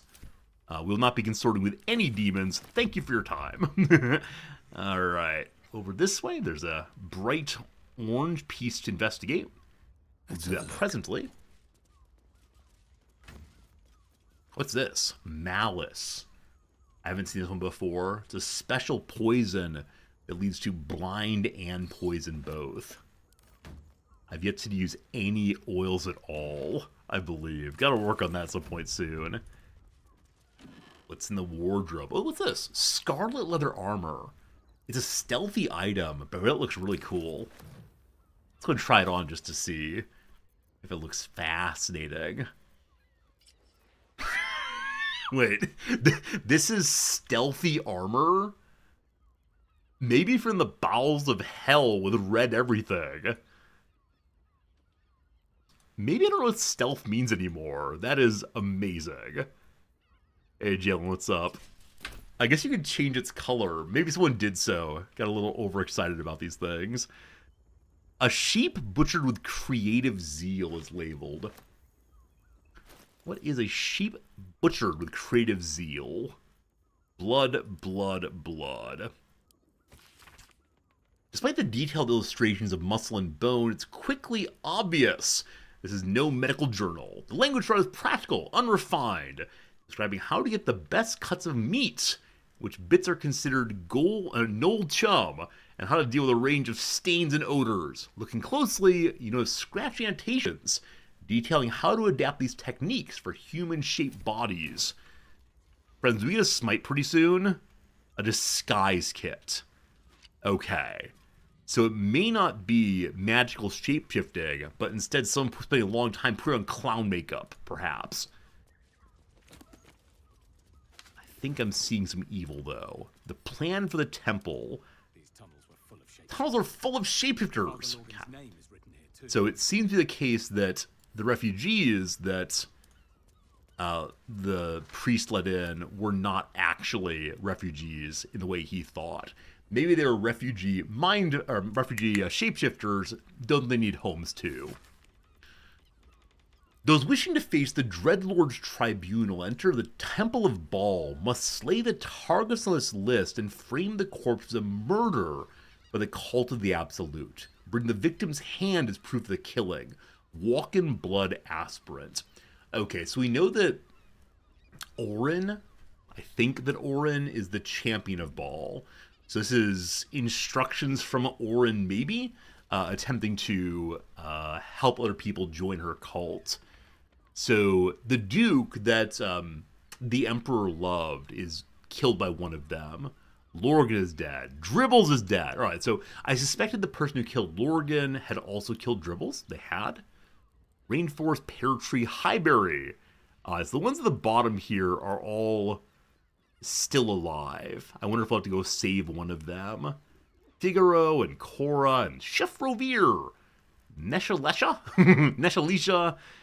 Vari Van Thumper, and Friedrich Kuhn. I don't think I know most of these people, but I bet they're important people in different communities as a way of making them all very uncomfortable. Okay. We've gained a ton of information and 4 journal updates. We found the lair of a Ballist murderer in Frago's Flophouse. A target list in the lair details the killer's instructions. Slay specific Baldurians and frame the Absolute for it. Father Lorgan, priest of the nearby open-hand temples, name a list. Maybe we should warn someone. So we can go tell the detective.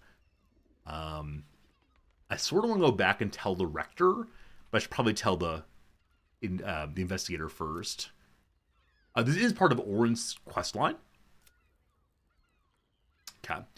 Go show the inspector. We found one hand of Dribbles's. I expect it's the case that the other one has been claimed. Now, with that said, I wonder where the hands are being kept. Also, parchment I missed. Letters torn and stained, and some of the words are indecipherable. Take the fist, find the V, and make offerings in his name. Bring the hands to the tribunal, prove your worth. Become blank of the highest accord. So with the V, I was thinking vampires initially. Maybe the hands are kept in a glove box. Look here, you. That's great. Kept in a glove box. That way they'll be kept handy. I know that joke's not very good, but please don't give me the finger. Good. Okay. So bring the V, or find the V. I can imagine vampires. So maybe the vampires are loyal to Ball also. We'll have to see. More evidence, more good. Alright. There's another door here. It appears to lead outside. But let's go and check and see if anything was left outside. Is that blood? No. It's a floor down below. We can also hop over here. And maybe to the roof. Lae'zel, lend me your aid. Oop, come. An efficient path. And then anything on the roof. Anyone attacking any pigeons these days? Man, exploring roofs is so much fun. I reckon I need to yell parkour every single time I do this. Okay, this is the way into Baldur's Gate proper, we were told. So out here is not Baldur's Gate, apparently. Oh, I kind of want to go explore everything. I'm sure there's something interesting up somewhere. Like this flat spot, what's that? This guard tower, what's in there? Lots of cool stuff. That said, I don't think we see anything else right now of great necessity to check out. Maybe we jump back to here. Not quite, not quite. So we'll take the reasonable walking over. Can we bounce off of the awnings like we're in a Disney film? Yeah, so I'm guessing this is a way to sneak into places you're not supposed to if you've not found the key, most likely. You can go in through the back door instead. Closer, closer. We need to go check out the... we need to go check out the chest of the probably murdered dwarf in red. I'm very glad I didn't accuse the fellow downstairs of being the murderer. Would have been a little hasty, I think. Some of the roof is just a roof. See, this is what I'm saying. It's a video game, though. There are more interesting things in the game world than just leaves upstairs. I don't know. Forgot to speak to the dead. Oh, I forgot that was a thing, Monko Man. I guess we should say hello to the dead. Sure, I would have absolutely not done that, but okay, we can do that. I'm ready. Gotta equip it first. Yeah, it's not that I forgot to speak to the dead. I forgot that speaking to the dead is even a possibility. Hello, dead person. I bet I would have figured out without this. Maybe. We'll see, though. The corpse regards you lifelessly. Luckily, the game tells me who everyone is by mousing over. What is this place? Landlord. Contraband storage. We need to meet the landlord. What were you doing when you died? Seeking answers. About what?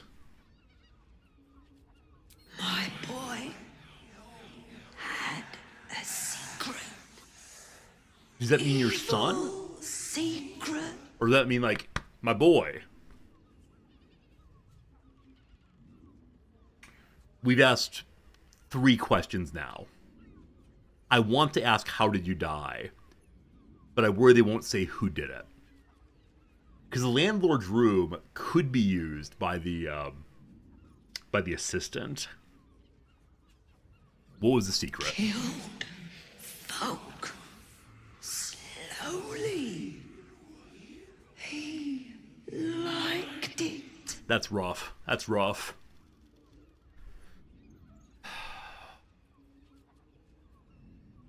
This is the first time I've had too many questions. They could very easily say, I don't know. Who is the next target? Who's your son killed? Did your son kill you? I want to know all 3 of these. Unfortunately, to get to these questions, one had to follow the line I chose. And so, you get 1. If you say I don't know, I'm going to be so annoyed. Ill-mater Temple. Didn't see exactly who. Unfortunately, we already know that. You can ask no more questions. So his next target at the time that she died. So presumably her son shares her name, Goldgrind. I'm hoping that in her chest, What to do? we'll find out her son's name, maybe? What But path not lies sure, not before me? sure. God, that's the wrong door. We want to go back downstairs. And then we need to open Goldgrind's chest with no one seeing us, ideally. Briska, Bender, Rosanna, Drim, Quelia. Uh-oh, are they labeled by first names? Fifion, that's it, okay. Fifion's there. Also, Worker here. Hello, Worker! What do you reckon, lad? You trust these steel watcher thingamajigs? I do not. Aye, I'll second that. Hey, It's all friendship. right, though, we can get work repairing them, but what happens when they build something else to do that? It's no good, I tell you. Hey, Sunrun! Sunrun, thank you so much for the generous raid host. I don't think I knew that you streamed. This is very cool of you. Lady Nixira, welcome in. I've enjoyed having Sunrun in chat so much over the past months and weeks of our Baldur's Gate playthrough. Yeah, I guess we're going to shout out Sunrun. I don't tend to shout people out that I've not watched, but yeah, if you want to go watch some Baldur's Gate, because Baldur Gate is a really good game, and I think Sunrun plays it over and over again for, what, 2,000 plus hours, which is absolutely amazing. Please do consider throwing a follow in the direction of Sunrun, even if you don't like Baldur's Gate. We like nice people, so please do follow there. Again, thank you for being here. Brickhead, thank you for gifting a subscription to Sunrun. Again, someone who's been part of the community for quite a while now, so that's pretty cool. That's pretty cool. And yeah, definitely one shouldn't come into the stream and say, look at me, I'm a streamer. But at the same time, I'm glad to know that. Hello, Sailor! How's it going? We depart from yon monk's revelry unto Resorti's Paladin path. You've been playing as a monk? Have you been a dark monk? I don't know. We're currently solving a murder. We have found a dead person inside of a secret lair, and we're about to open their chest, hopefully to learn who their son is. I got a diary. Dear diary, I sure do like Nick. He is so cute. A new, mostly blank book with only a handful of diary entries. I've not written a diary before. Dashkent said it might do wonders to settle my mind. Maybe distance is just what happens when the weens grow up, but it's still hard. My boys never left the nest before. Really never... Light fingers have attracted attention. It seems an explanation may be in order.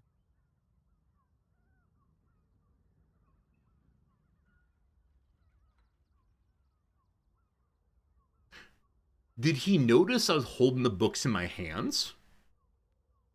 Did I not close the chest? I made sure to time my thievery for a time when he was not looking. Sir, I'm busy having a read here. It's for the greater good.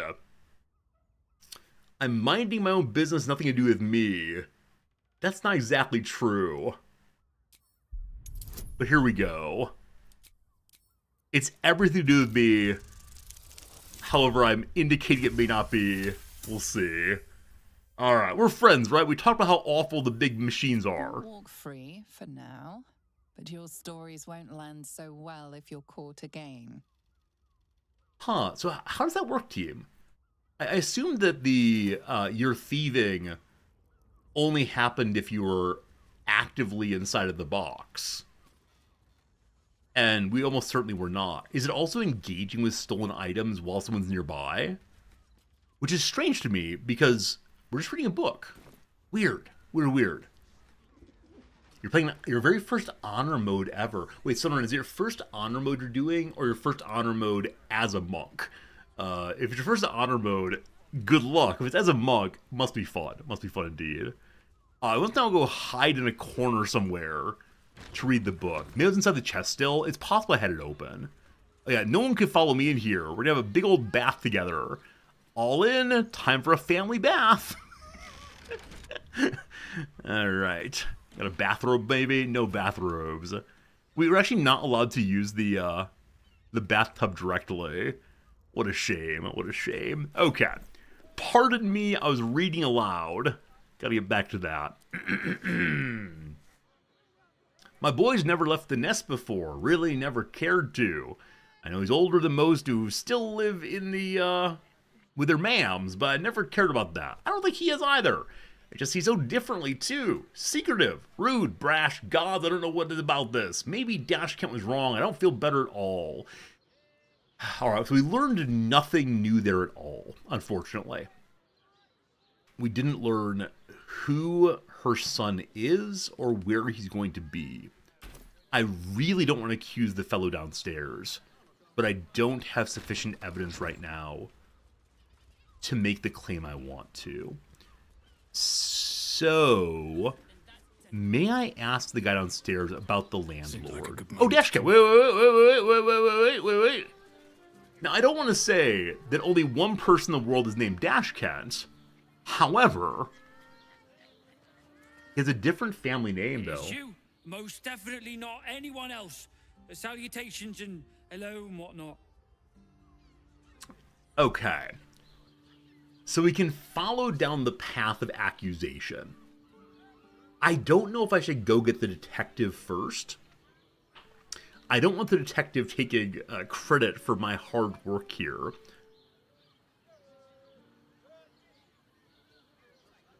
I worry he'll attack me right away. And I don't think that killing him is necessarily the way to go. I'm a paladin, of course I do. I found a corpse. Oh? Oh dear. A dwarf, you say? Fion. One of Mamselle's girls from Sharessa's caress. Been gone for a 10-day. Smiled as wide as the wide, but twice as sunny. You don't suppose the murderer... Oh, goodness no. It's too horrible to imagine. Did he just... Hells. I better lay low. Lower than low. Under low. Did he just claim that his mother was Keep low. Murderer won't hear a peep out of me. A random prostitute? Huh. Maybe there's more than one Dash Cats. So I guess we have to go now. Wait, he's a halfling. The person is a dwarf. I think we're supposed to be tricked by this. I think we're supposed to be tricked. He's a halfling, not a dwarf. There's more than one person named Dash Cat in the world. That's amazing. We also almost referred to him as a dwarf earlier. That'd be very rude of me to call someone by the wrong race. Okay, so we have many reasons to go to the brothel, which I assume is in the lower city. I don't know what a lower city is. It might be these windows. If I go downstairs here, I don't think there's a way in. Now, what is this? What are you? The Southspan checkpoint. Oh, okay. This is the guardhouse we went through before. Hello, Fist Meadows. You're wearing red and you're dwarf. J'accuse. They didn't want to pay the voice actor full rate, so they went ahead and just took some noises. Greetings. Thank you.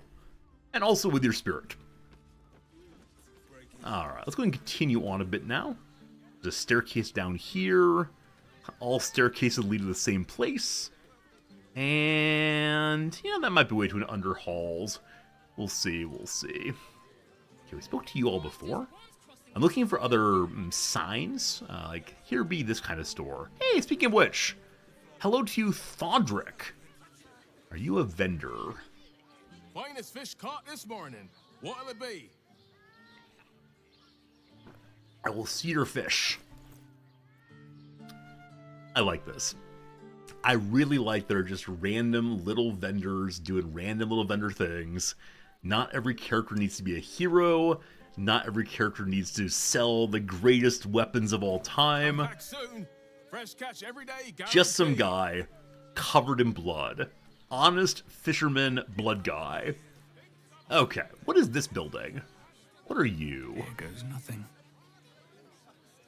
Welcome to Sharess's Caress, where our libations and sensual indulgences restore even the weariest souls.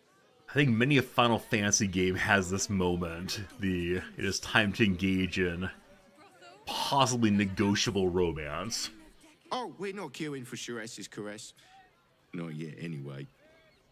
Head on in. Thank you. Very kind of you. Hello, Hakeem. People are just walking into Sharess's Caress like it was any old business. No disrespect to you, of course, if you're a patron. So I do worry that the Shar S is actually related to the goddess Shar. No, there are no coincidences in this game. Why are some people so strange about Sharess's Caress? It's just sex. That it is. How forward-thinking of you. Again, Bingo will not be swayed by a pretty face. Only be swayed by justice, truth, and the rest. And we believe it's the case that the elephant detective is there. Well, here we go. I'm going to go ahead and sell some things. Will I? Wait, this character had very little money. Who has a lot of money for me to sell things? Oh, Shress is actually a god? Okay, okay. Thank you for helping me know the things I wouldn't know otherwise. From decadent drow to whip-cracking librarians, we cater to all tastes. See Mamselle Amira for a full list of company. I wonder if the Dragonborn in the last city has lots of money for us. Because I worry I may have to pay my way in here. Well, let's find out. Hello. Hello, everyone. We have everything you crave. I'm Mamselle Amira. My first and most important question to her is Florin one of her workers? A weary traveller, battered and bruised, you come for sustenance, no decadence. I come for justice. A mien cool as ice, yet eyes burning hot. Oh yes, I know your bliss. Justice. A sturdy dwarf, a leather whip, she gives, you receive. Or have I misjudged you? I am the judge here. Sounds delightful, not my first choice. I wouldn't say no. You're way off, I'm afraid, or can we not talk about this? How much money do you have? Only 80 money? Oh, brutal.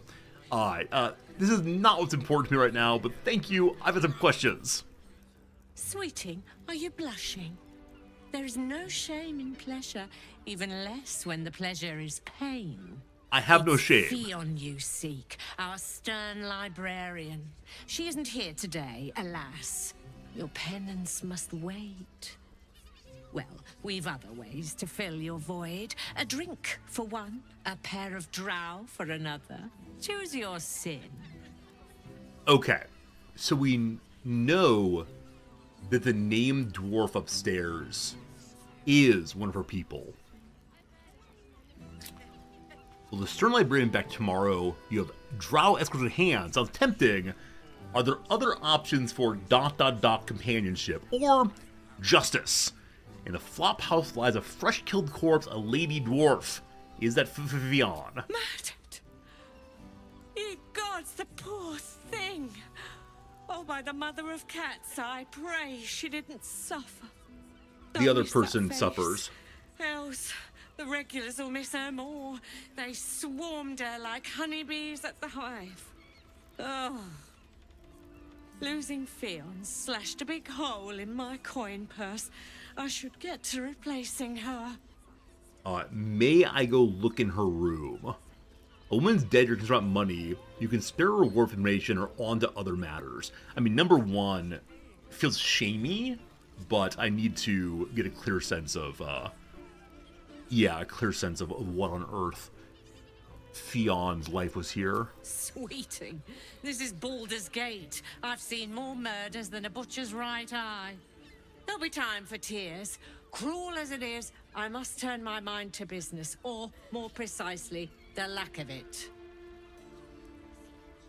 Alright, so not much else to say right now about that. I want to go hunt through her room, but... Oh, I wonder if we had a quest there initially to find her missing librarian. I bet. Yeah, so we completed a number of quests sort of accidentally. And so there was a mission to learn where the stern librarian was. Alright, alright. Hoots Hooligan. That's not a great name. What have you seen recently? Now, that there's a face I'd remember if I'd seen it. Welcome to Sharess's Caress. What can Hoots do for you, stranger? You got a taste for ale, I reckon? Or maybe... Ah, forget it. My new brew could drop you in the wink of a spectator's eye. Hey, how's it going, Rocket Fuel? Karlach is the best girl. Let's not talk about that. Okay. So earlier we had a big old drinking contest with a monstrosity, and we won. So we could possibly drink quite a bit here. Sure, I'll try the new drink. Don't know about that, chum. Hoots Hooch packs a stronger wallop than all 10 of my knuckles. Could beef you up, sharpen your tongue, or knock you out cold. No telling till the first drop hits your gullet. So I'm curious if this booze gives a temporary modifier to strength or charisma or whatever, which is funny if so. Or if it's a permanent buff. I assume it's temporary. Let's give it a shot. Let's see what happens. What's the worst that could happen? Damn! The man knows what he wants. Thank you, Hoots. First one's on the house. So, don't come bawling to me if your big toes fall off or your tongue coils in a knot. Alright. I bet a barkeep hears all kinds of stories. So my guess is that Hoots feels bound by an oath of silence, but I'm still just curious. My business is slinging tankards, not hoarding secrets. I'd like to keep it that way. But you poke some folk hard enough, they're bound to squeal. And Mamselle Elmira there looks about ready to burst. Alright, so the mistress here knows all. I don't want to get into anyone's private life, but I do need to know about the murders. So, what else do you sell here? Have a look. Do you have big money? The 878. This could be a person to whom we could sell a lot of things. So Hoots is Hooch the benefit until a long rest. It's 220 each. And the Amulet of the Drunkard. Well, wearing the amulet, you gain HP while you're drunk. Additionally, inebriation stays longer. We get the special Hooches till long rest. Delightful. Hopefully this doesn't take the elixir slots. Alright. So, yeah, I guess it's here. Oh, I'm still wearing the amulet. No, I'm still wearing the do not die thing. Or 3 amulets. One for everyone. Okay. Welcome to... I'm going to do a little work in selling a number of things. Also, where on earth is the detective? I don't want to interrupt their session, but I have some concerns. I was going to ask if I can sell the Spear of Night, but I feel very bad to do. We're not going to do that. I'm going to keep the Flying Broomstick also, because that one delights me. Okay, so... I'll just sell those right now. Boom. All set, are you? For now, yes, thank you. Okay, I would like to go to camp. We'll have a drink in a moment. You have a drunken master monk? Oh, I love that. I love that so much. So it's a bonus to drunkenness. Now, is drunken master actually a thing in the game? Or is that like a idea you've imported to the game from other properties. And does your character just drink and drink and drink all the time? If so, that sure is something. It is a subclass. I brought Cool. my own paring knife. Now I just need some ingredients, and I'm gonna make something really good. I promise. Oh, this is the heterochromatic kid. We did speak to her earlier. I can't give her any food. And also, Grub has not wanted to talk to me before. But please, don't look at me. I'm very sorry. I didn't say I wasn't going to hurt Grub early, and so I worry I may have ruined that interaction forever and always. We'll try again at night tonight, perhaps. Okay, where is my big box? Hello, the big box of Halston. Okay, so we're going to organize by type. I'm going to put some more things in there. Namely, so much stuff. I need to sell some scrolls. I know some of you want me to keep scrolls no matter what, but I just can't. There are just too many of them. And I sure do hope I'm not going to need to carry or have some of these items in the future on me. Like, what's the Dark Amethyst? I suspect I missed it a long time ago. Don't drop the items. No, they're special. Special items.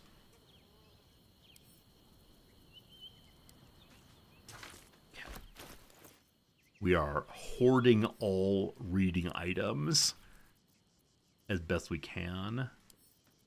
That's water, correct? Gotta keep the water. Essential. So I keep dropping. No! Don't drop! Pick up!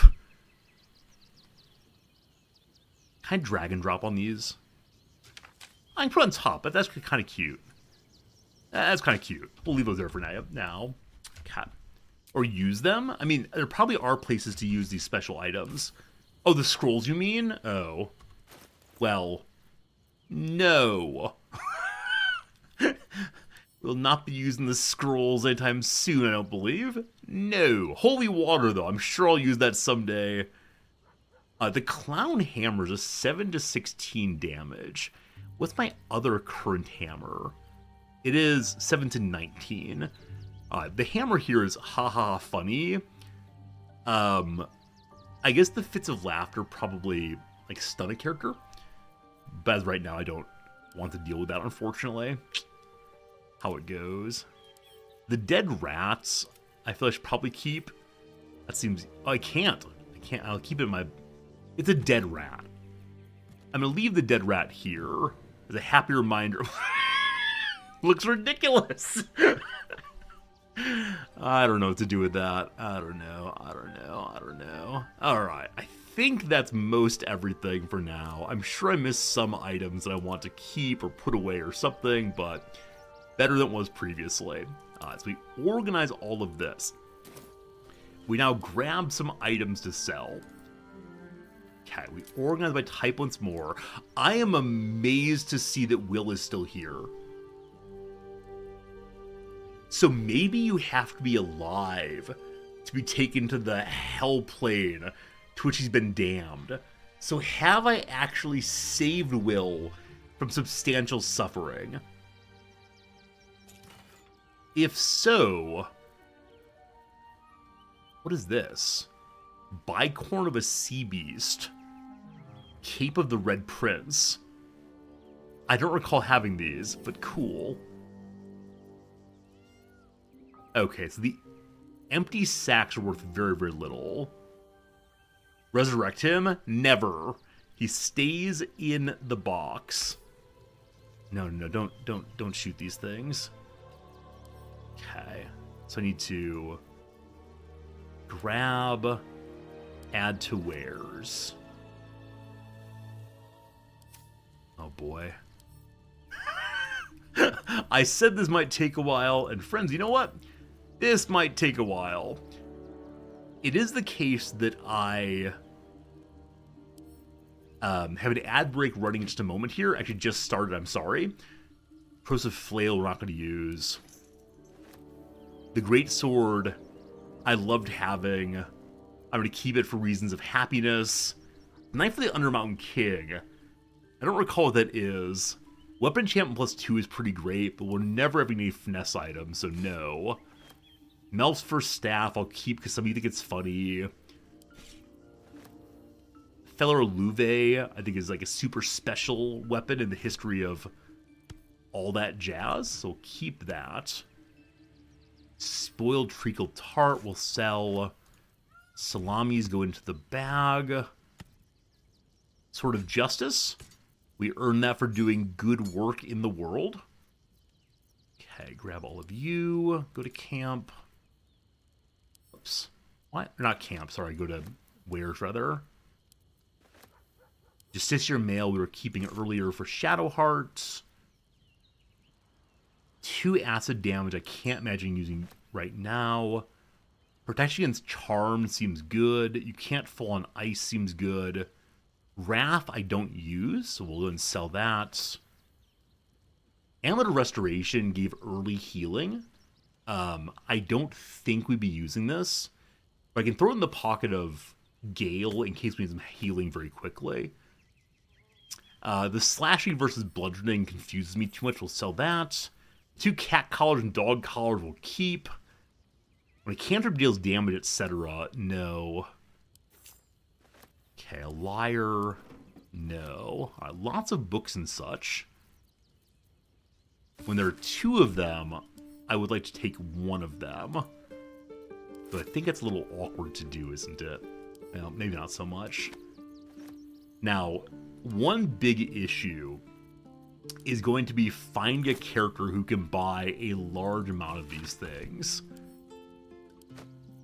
And I don't have any great idea for how to do that. And at some point, Bingo will be so overloaded that we can't pick up anything else. Also, why am I keeping these books? I'm never ever going to use these books. Am I? No. So why do I keep them? Some profound hoarding instinct. I can't imagine why anyone really collects anything that you're not going to use. Like, why would you collect many, many scraps of paper or cardboard if you were never going to play the game the cardboard's intended for? For opening a library in retirement, absolutely. If I can open a bookstore in this game, sign me up. Also, I should just be doing the splitting right now and then pick them all up together. This is an advertisement book, apparently. CAD. So that's all the books. I have only one of each of them now. Oops. Grab you. And grab you. We're becoming overloaded now. Are the things that are left heavy? I don't have nearly as much stuff to sell as I thought I did. Unfortunately. Thought I had a ton of old weapons, frankly. But no. The dead pixies. I should put the dead rats with the dead pixies, probably. Most likely. One forgotten temple I'm happy to sell. I took 2 of them. You know what? I will sell that in order to increase your collective joy that I am selling things. Let's split you. What's this? Honeyed ham. Gotta keep that stuff. Infernal Iron, I assume I can give to that fellow, though he might be stuck back in Act 2. Do I have more parasites on me?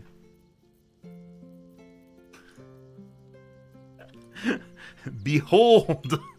Behold the mighty pile of parasites. And I'm guessing I've missed at least one at some point, so I don't know. This is all non-armor, unfortunately. We're still solidly in the yellow on our weight, thank goodness. Split you. Split you. Split these. Hello? There's 2. Good. Alright. I've done some things to have some things to sell. That seems good. Previously, I was carrying 1 parasite with me always, in case someone wanted to see it for sciencey reasons. Cool. Now, the character we're standing next to has 800 money, I believe. Hopefully they can buy all of my wares. Let's see. Press your belly to the bar, chum. Good seeing you also. All right. Have a look. So, add the wares. Boop. 1,100.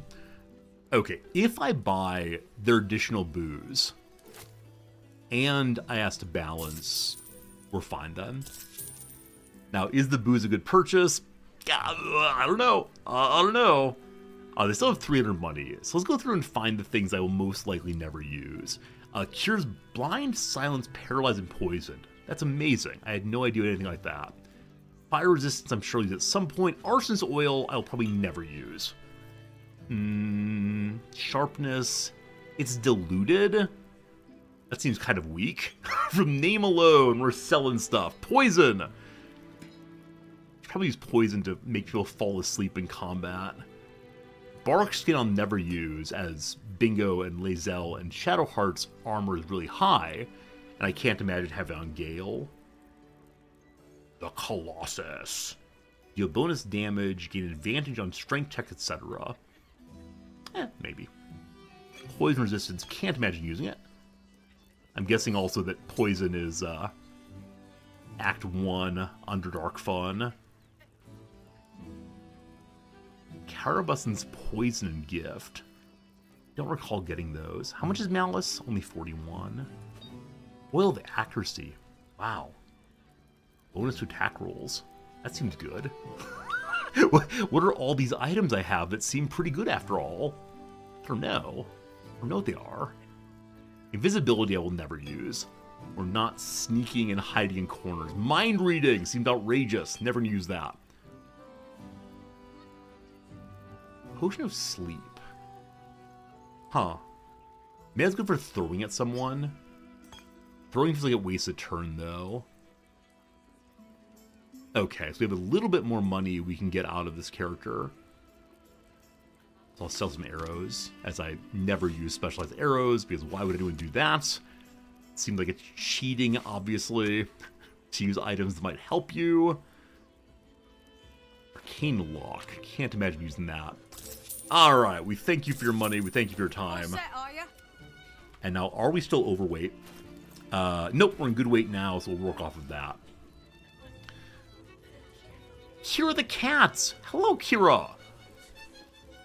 Come to pay your respects to the real lady of the house, I see. What a clever creature you are. May I give you some It's meat? your lucky day. I am receiving compliments at this time, and you are most welcome to make an offering. The cats are so haughty. Why should I? I'm then allowed to choose a compliment. Better things to do than compliment a cat, or try and pet the cat. Okay. Your eyes are two baleful jewels that strike fear into the most complacent of rats.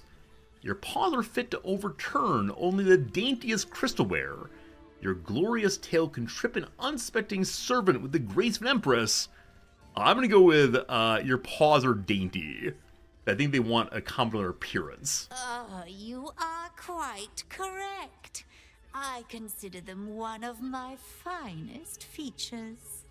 There you go. Unwashed rabble who frequent this establishment have much to learn from your deference, and I must suffer their foibles alone. But Those they of do say a burden shared is a burden halved. Okay, I've made a friend here, possibly. That's great. Those of you who played this game or seen the game played, up to this point in the game, what's your favorite animal with whom to talk? Please don't talk about any animals past here. For me, it is definitely the bird commander. It was such an unexpected moment. Because most of the pigeons have been kind of boring, frankly. What is the Shady Pair whispering about? What's behind the fancy curtains? Or what are your thoughts in general? The strange ox? I feel like I missed something with the strange ox. We were chatting, and then it attacked me, unfortunately. Okay, what is the Shady Pair whispering about? Can't you hear from here? They're talking about the new top cat in the criminal underbelly. Go and listen for yourself. As for them personally, one never washes and instead douses himself with rose oil, while the other can't hold his drink. Okay. Maybe I should give some booze to the one who can't hold his drink as a way of, as a way of getting him to loosen up and tell me secrets. We'll see. What are your thoughts on the clientele whole? That's rather a broad topic. We get all sorts here. But there is one frequent visitor whose very presence offends me. Who's that? He dresses fabulously, but stinks of the hells. Something infernal, to be sure.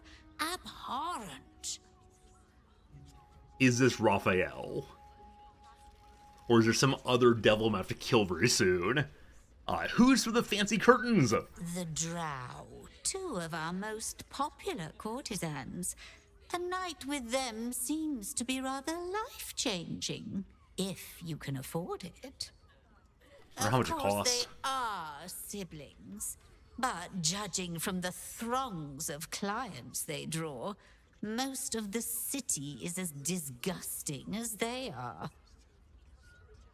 This cat is so judgy. I love it. Thank you, cat. So you got some important information by talking to the kitty cat there. Okay, so we can peek through and see Queen roll the despoiler.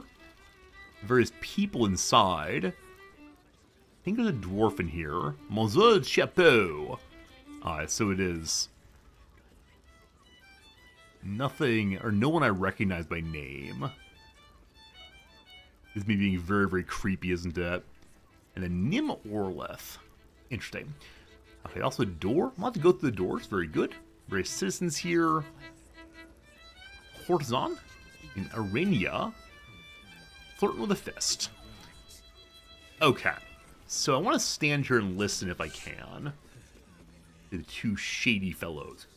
Game playing. Earspoon and Borgus. The new leader is a she, apparently. Is it Orin? I bet it's Orin. Please restart your conversation from the top. I missed the opening portion of it. Hello, gentlemen. May I buy you a drink? The two men bark softly to each other. A single name reaches your ears. 9 Fingers. 9 Fingers. Perception, listen in, or may I join you? Also, we failed a history check. So 9 Fingers is a known element of history, I guess. We need a 15. We have a situational bonus. What's that mean, team?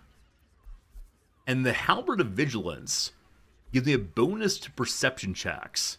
I had no idea. Alright, we're looking pretty good. We have a situational bonus dice thing. Well, no problems there. All good. Well listened. What's going on? You rats with the guild now. Heard 9 Fingers met a match. The new kingpin? All meat and muscle, that one. And wild as a werebear. If he's looking to oust 9 Fingers, my blade's got his back. Sounds messy as the 9th hell. Must be why she called us to help.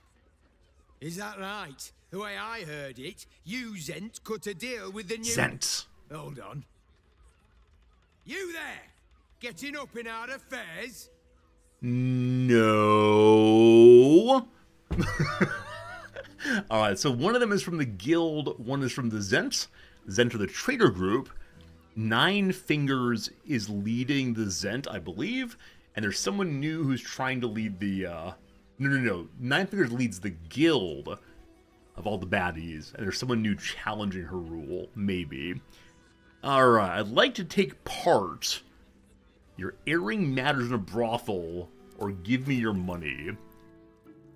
A needle. Borgus element of wood elf. Here.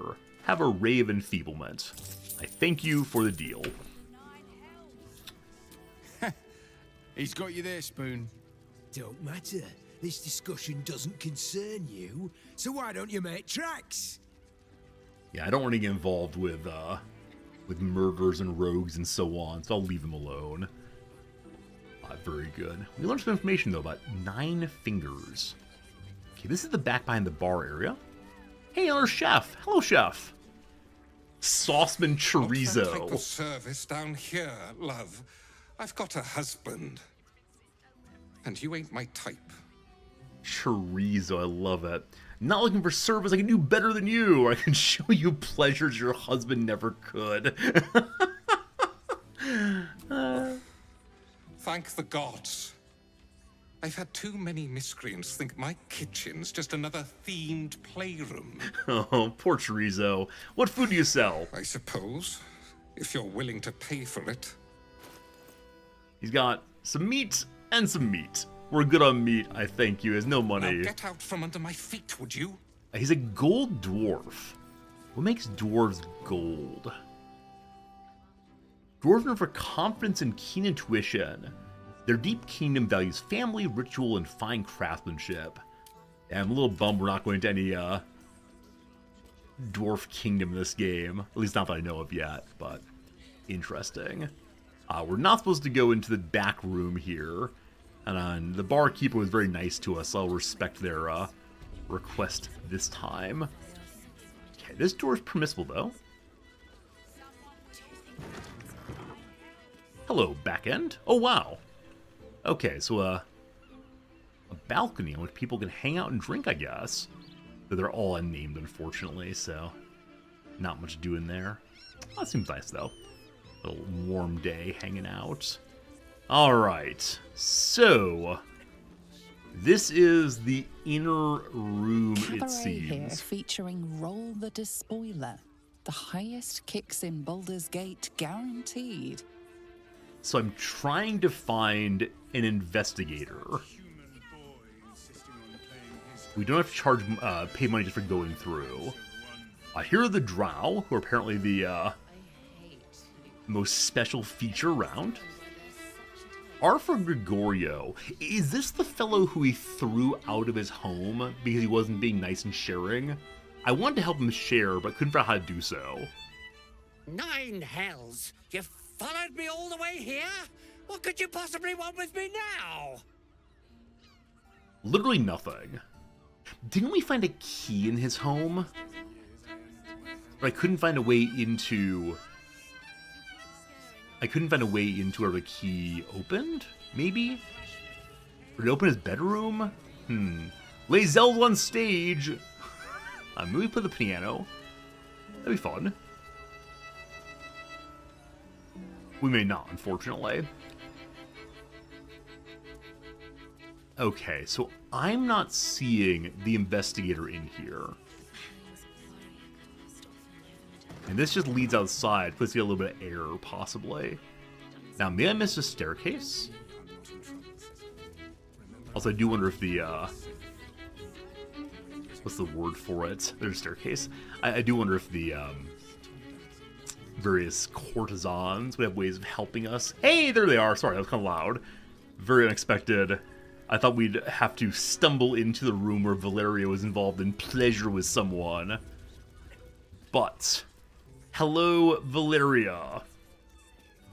Another case closed, another bottle open. Huzzah to Valeria! Are you drinking while smoking? That's amazing. Face. You were talking to Yanis after I left the temple. I'll bet she's put you up to something. I'm just here to drink. Afraid so. I found new evidence, or you're not a very good detective. Okay. I found some new evidence, my friend. Why must you busybodies insist on interrupting a perfectly good night? I know that look. You remind me of Devella. Fine. If you doubt my conclusions, out with it. What have you found? I think most notably they found the murder weapon. Yeah, who's Devella? I do want to know that. Lorgan's murder is part of a bigger plot, a ball plot. I found the murder weapon. I spoke to the corpses. They were killed by a dwarf in red. I found another body. A group of shape-shifting assassins at a temple. I mean, we were told by the rector that the murder weapon was the most important thing that they missed, so I found the murder weapon. That's quite the discovery. Doesn't tell me everything, though. Why was Lorgan killed? To gain Ball's favor, boring sermons, helping refugees, or how about the shape-shifting assassins? Now, the reason is the list. Really? You as well? Devella's been harping on about Baal for months. Fancies herself something of an expert. I assumed it was just a bunch of conspiracy codswallop and fear-mongering. But she's been unusually insistent about this one, even for her. Fine. I'll bite. What's your theory? It's not that I have proof. This document contains information connecting the murders to the Ballist resurgence. Everything else there is speculation. I'm going to give up, but I have proof. No need to wave documents at me. I'm already drowning in paperwork as it is. Constable Devella is going to be a real pain in the trunk about this. Since you seem to be on an obnoxiously similar wavelength, why don't you seek her out?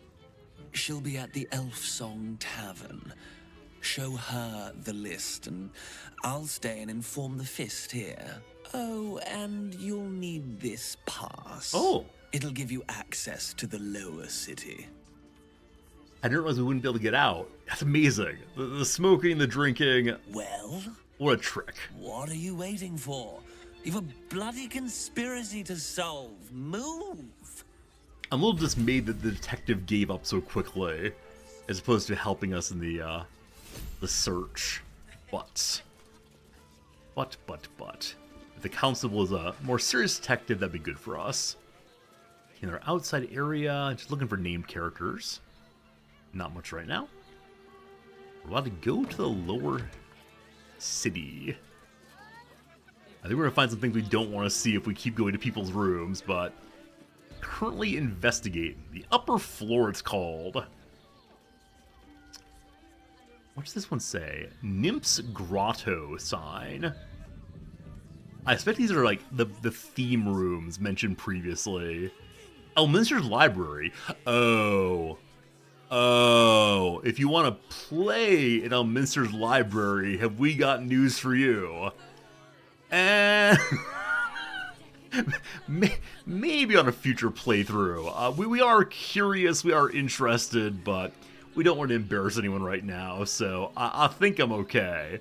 Now, if Elminster is literally Elminster's Library, or if they have someone who's dressed up as him, I am perhaps a little bit more delighted than I ought to be, but future playthrough. Let's get banned from... Actually, you don't get banned from Twitch. As long as sexuality is not the main focus of the game, and you don't make too much of it or stay with it for too long, beyond what the game would demand for good playing, you're allowed to absolutely have sexual content on Twitch.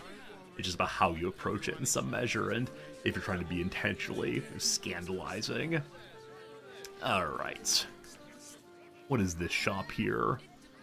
Are you also selling fish? Non-magically altered produce. Fruit? Vegetables? What can I do you for? I don't like that phrase at all, but what do you have for trading, my friend? Is it just fruits and veg? It is just fruits and veg. Lots of money, though. Scroll of Burning Hands. Don't see myself using that one. Bestow Curse. Seems unlikely. Bone Chill. Bone Chill caused them not to heal? I could imagine using that at some point. The Scroll of Death. Looks evil. We're good, thanks. Color Spray. We're not an artist. Dark Vision. We can see perfectly fine. Thank you. Dimensional Door. I think that's the kind of thing I might use. Fine. Have a little stretch. Have a little stretch there. Dominate Person feels unsporting. Enlarge, we can already cast that otherwise. Scroll of Fear. Unsporting. Featherfall, I'll keep, even though we have plenty of those. Haste seems very useful. Hold Monster, no. Hold Person, no.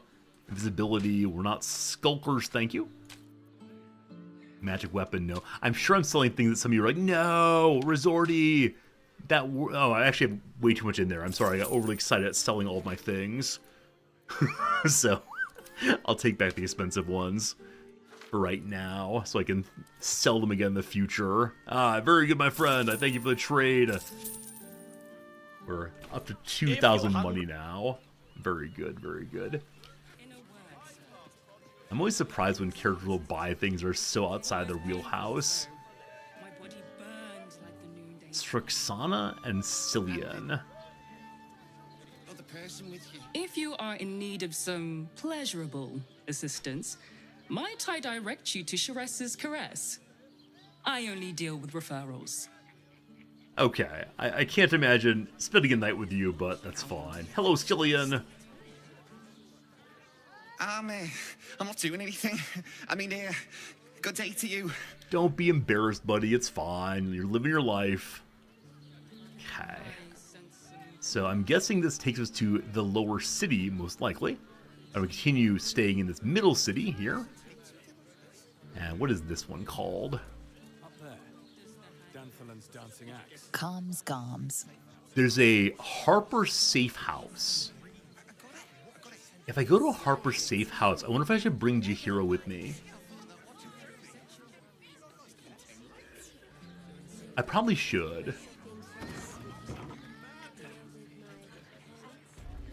Okay, so... Wait, what are you yelling?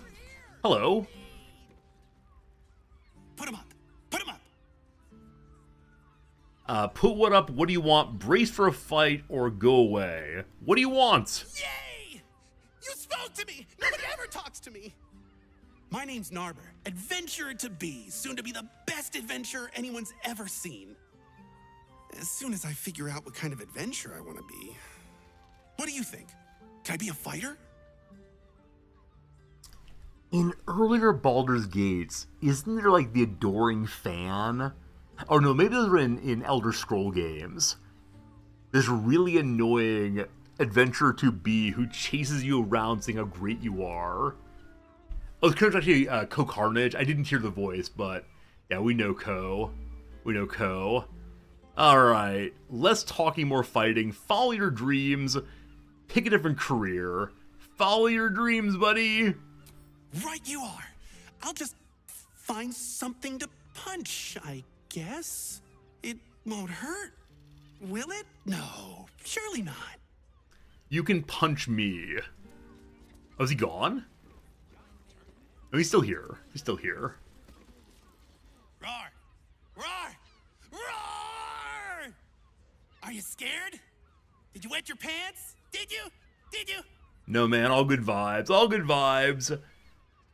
Oh, he's pretending to be different kinds of characters. I see. I see. He's now barbarian. I don't want to lie, so are you going to be a barbarian? That's right! You got it!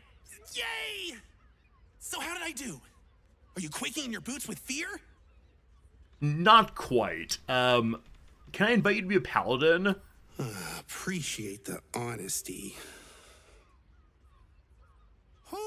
Oh well. Back to the Narbing board. I'm surprised he's not trying to sell us things. What's up next, my friend? Happy birthday, Bard! to you. Happy birthday to you. Happy birthday, dear. My name is Bingo. Happy birthday to you. That's pretty great. What do you think? That's pretty Am I a good great. bard?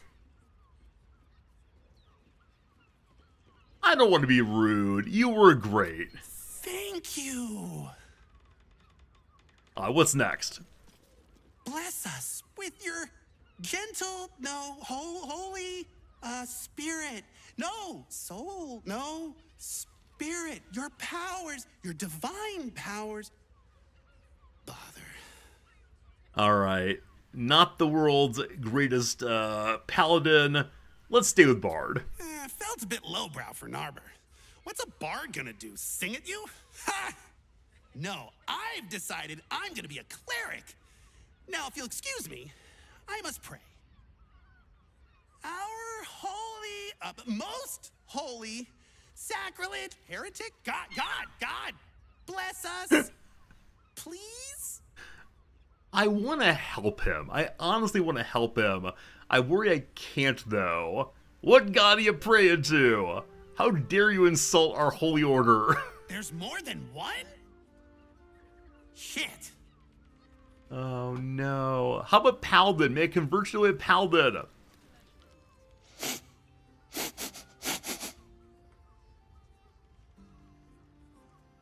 What are you sniffing? Oh, you didn't get it? I'm Are you my pretending to be a dog? dog. Everyone likes dogs. Nobody likes Nabar, so you could be mean to this guy. No, we're glad you're human. You liked me? Oh, happy day! It's enjoyable being affirming to him, but I need conclusion to this conversation. Behold, mundane meddler, you step in the domain of a master speller. For I am to be the most mighty wizard! May I ask him to spell something? You're a wizard. Show me what you can do. Wizard? W-I-Z-A-R-D.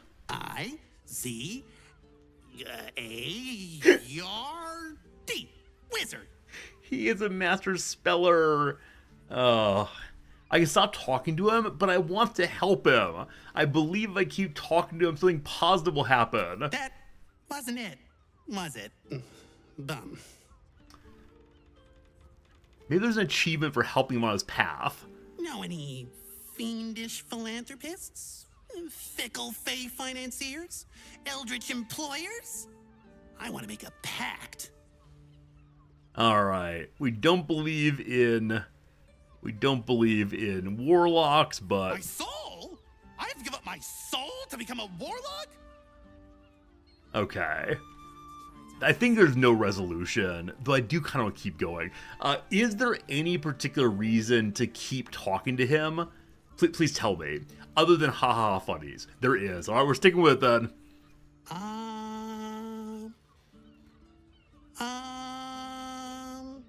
What are you?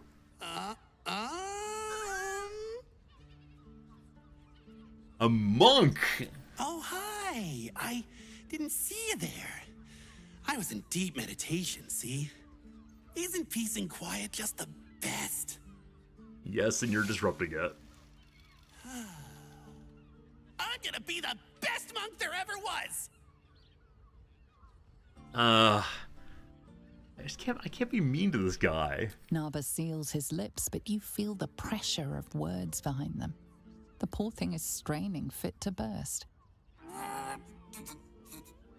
I can't do it. I have too much to say.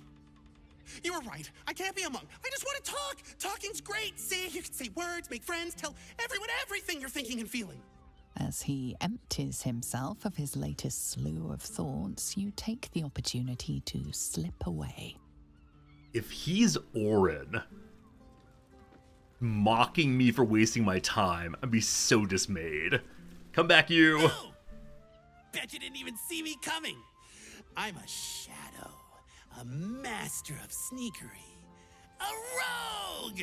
Just pick one and do it. I hear you, but I can't see you. No, I'm not gonna lie. You're not a good rogue, my friend. Oh, thank goodness. I was worried I was getting too good at it, and nobody would ever see me again. Oh, what a fool. I... What a fool. How about a paladin? You want to be a paladin? I'll take you under my wing. You'll be my squire. If not a rogue, then a ranger. I'm great at chasing things down. I hope you look forward to lonely months of trail.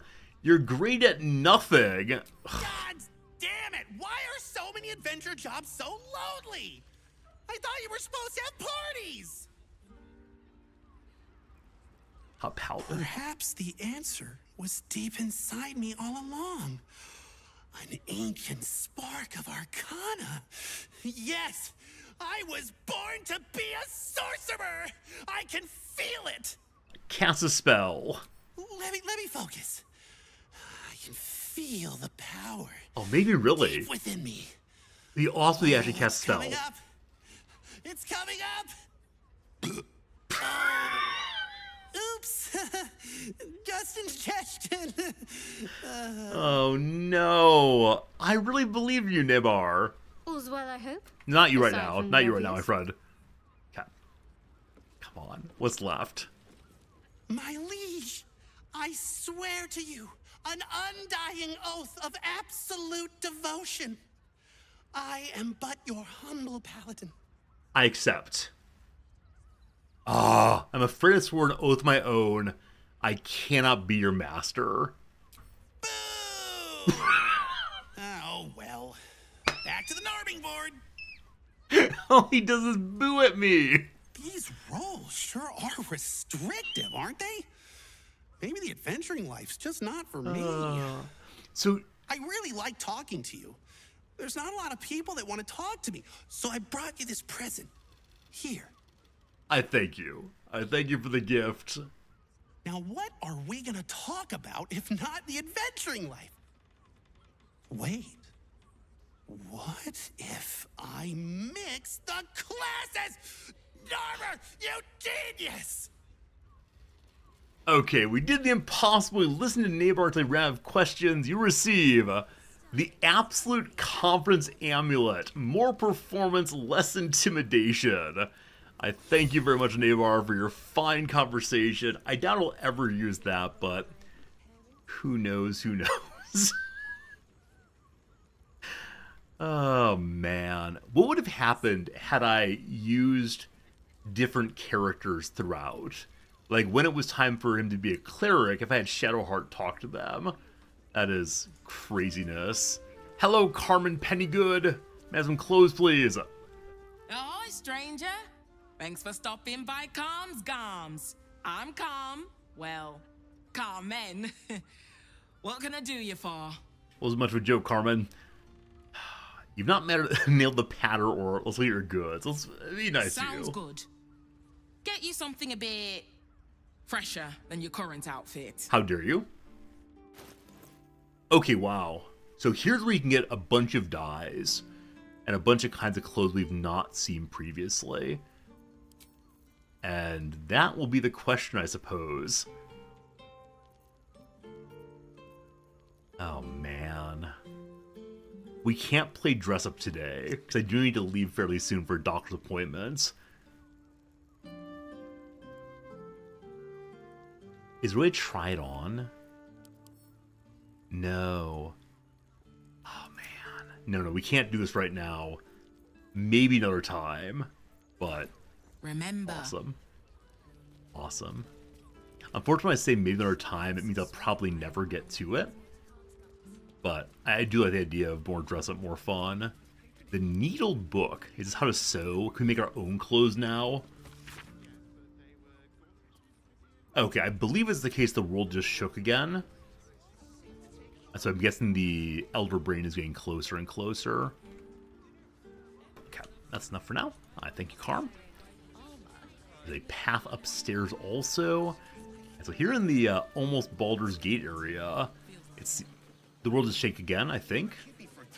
Or just shook again.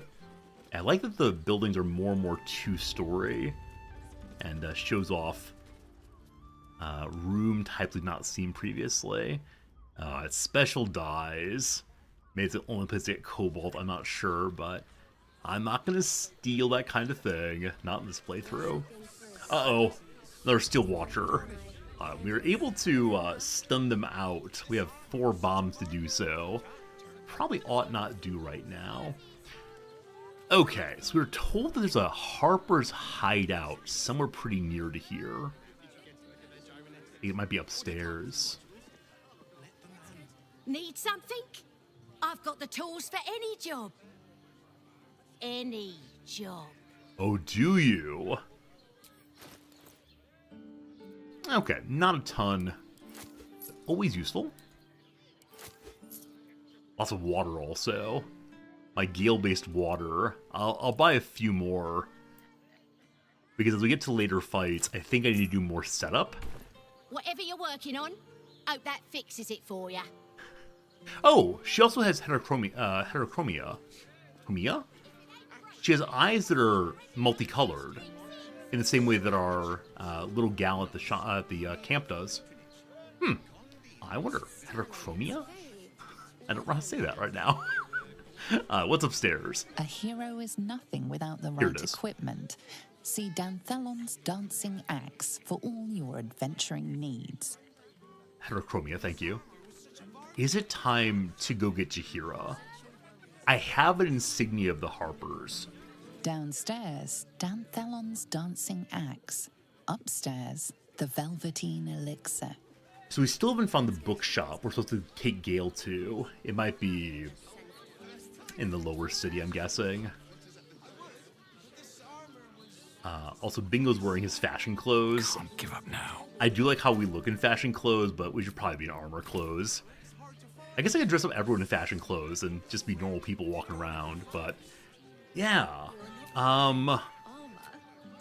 Who do I leave at camp then? If I'm gonna borrow Jaheira for a while. Oh man, also Jaheira's probably so many levels behind. And I know I don't have good armor for her. So Bal's chosen is a doppelganger. I should not be surprised. They have ever been among his favorite servants. She's Orin is catching up. testing you. Either she thinks herself a predator, playing with her food, or she fears what you might do. Good. Why not both? Alright, you've experience with doppelgangers. Tell me old woman stories. This all begins to ring a little too familiar for my liking. The last time I fought doppelgangers, the Balspawn Sarevok was using them to subvert the city government, aid his rise to power. But Orin, he's more predator than politician, I think. She simply wants to make us feel hunted, isolated. Tell the Lordling that Orin is watching. Seems that Gortash and Orin have had a little falling out. We should leverage that. I wonder what Jaheira's been up to since the end of Baldur's Gate 2. She said that after the adventure's done, we can read her journals. Maybe it'll tell us then. Alright, join me if you would. Flattered as I am, you're fully supported as it is. I'm gonna leave Lae'zel behind for right now. Whenever we go back to fighting, I will bring her along. At your command. Alright. We must do some leveling up on Jaheira, which feels very strange to say. What's your level? Oh, level 2. Wait, we gotta start from nothing leveling her up? No. That feels bad. Alright. Guidance, poison spray, produce flame, or resistance. I have no idea. I guess we'll do resistance, because why not? And I'm just gonna accept everything as we go through, because I don't intend to use her. Oh, she's a druid also, though. I guess we have a multi-druid team. Encircle land. We gain 2 spells that are always prepared. Are we a forced person? Where are we from? Let's say we're a forced person. Sounds good. Up we go again. Level 4 druid. More health. More cantrips. Let's turn into a deep growth now. Let's do guidance. And a feat. Any strong desires for how we spec you? Anyone care that much? And we need a different companion, only because we've been told that we're going to a Harper's hideout, and she's the Queen of Harpers. And so I'm curious if there'll be special interactions there for her coming along. I want to bring everyone, but unfortunately I can't add a 5th character. Here, alert gives initiative. That seems nice. Good job. Yeah, we'll get rid of her once we've been through the Harper's hideout, I believe. Dual wielder iconic. Alright, we'll try that next. We're still a force person. Looks great. Will I change which spells she has on her? Probably not. She's great just the way she is. Difficult terrain does not slow us down. We have a panther or an owlbear. That's ridiculous. I want to use her as a boring old archer, most likely. She's not a druid, she's an archer, a hunter or something. What more circles do we do? More forest! All in a forest forever. Level up. Yeah, we could level up our other druid as well. Alright, feet. So dual wielding she does apparently. Cool. Panthers are wild shape canonically. Cool, good to know. So more spells. How about the forest? Forest gives us a healing eventually, or cure wounds eventually. And rid of the poison, folks. We done? Level 10. No, too many levels. We've now gained Nature's Ward. Can't be charmed or frightened by elements or phase. Also, you can become a dinosaur now. Delightful. Poison spray, produce flame. I don't know. Let's let the forest on fire. We good? We good. Jahira is now all leveled up. Show me your armor and such. Why does she start with trash on? Did I Let me guess. save anything for her? I believe the answer is no. I didn't think for a minute that we'd actually be using her. I'm sure she'll be fine. So that's progress. I have 5 minutes right now. We're going to be able to go into the hideout, but that's about all. Also, I do have an insignia that I'm wondering if I should give to her. I mean, I expect that people know who she is independently of the insignia I have. Maybe eventually we'll see. Okay. Let's see how it goes with the head Harper visiting the Harper hideout. Can't slow down. I wonder if I should speak as her. Our stock isn't used. It's not used item that's tried and tested. Don't draw any trouble on old Enthal. He acts like he's up for it, but he's retired for a reason. Oh, the voices. Oh, is there a half-orc voice mod? If not, I can do it. Like, I will definitely record, "Don't you bother old Enthal. Who do you think you are? What you doing?" I can do voices of that sort, clearly. I'll spend all of tomorrow's stream saying that kind of word. It's just surprising there are no good voices. Greetings, sir. Your noble bearing brings a little class to my humble... Oh, Jahira. you can turn off the charm, Enthal. Cool. He's with me. Blueberries. Thought I had a sale. You look tired, Harper. I missed you too. They're already here? Down below. Here's the key. Okay, so there was a special interaction to bring Jahira along. Awesome. Looking for a safe house, doesn't look like one. Pleased to meet you. Do Harper ever stop in? Or you're a trader, show me his stock. We'll greet him as a Harper first. You seem a nice sort, so I'll assume the insult was accidental. Entharl's no Harper, and claims no love for those who are. But he's been known to shelter us when we need it. Enthal I apologize. has been known to charge rent. Harpers have been known to ignore him. Now go on. The short father may send me an actual paying customer today. I'll buy your things. To buy? You're already my favorite. I like this guy. He seems jolly in a nice way.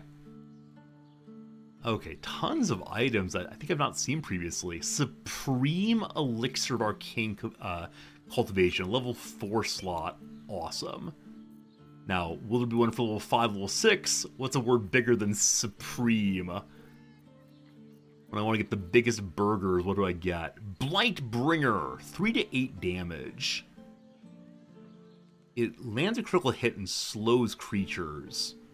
Attacking gnomes or dwarves with the weapon. Goodness. Right, better hammer maybe. Nope, hammer +1 is still the same as always. Horns of the Berserker. Gain bonus attack rolls when attacking creatures that have already taken damage. Unarmed and melee attacks deal extra necrotic damage as long as you have lower health. Alright, so it seems appropriate for barbarians, though it could be funny on Lae'zel. Breastplate 2. It's a bunch of like standard items, little bonuses. Yeah, nothing super important here. We have some good armor already, I believe. A cape, the Cloak of Displacement. At the beginning of the wearer's turn, the cloak activates, granting enemies disadvantage on attack rolls that target the wearer. That could be good on Gale, possibly. It's Supreme, you have some sour cream on it. Is that actually what it was, Game Urchin? I love getting the Nachos Supreme. Maybe it was just sour cream on top. Totally forgot about that. Okay, so, right. Gale, what's your current cloak? Absorb elemental damage once per short rest. Take half damage, etc. They seem to have similar abilities, though one is every turn and one is once per rest. Okay. I think that's better for us then. Alright, Fancy Gloves. Gauntlets of the War Master. Targets have disadvantage on saving throws against maneuvers and weapon actions. This is a third good set of gloves for Lae'zel. Her other two are like once a rest, get a bonus turn, and then when she's surrounded, she takes more damage, or she gets more damage out, more advantage actually. I can't have too many gloves for one character. It seems overwhelming. Wait. Gloves give bonus codes. It's unarmed, never mind. We like the gauntlets very much. They're 3,500 though. I don't know. I realize that Lae'zel's using a green item. I don't know. What do I know? I don't. Luckily, I have a whole bunch of scrolls changed for this. And selling things that I will never use for something I might use feels like a pretty good trade. I want to keep Bone Shell. Imagine these. I could give Bingo some gloves. When you hit a target with a spell, you get Arcane Acuity. So I had those on for the Divine Smites.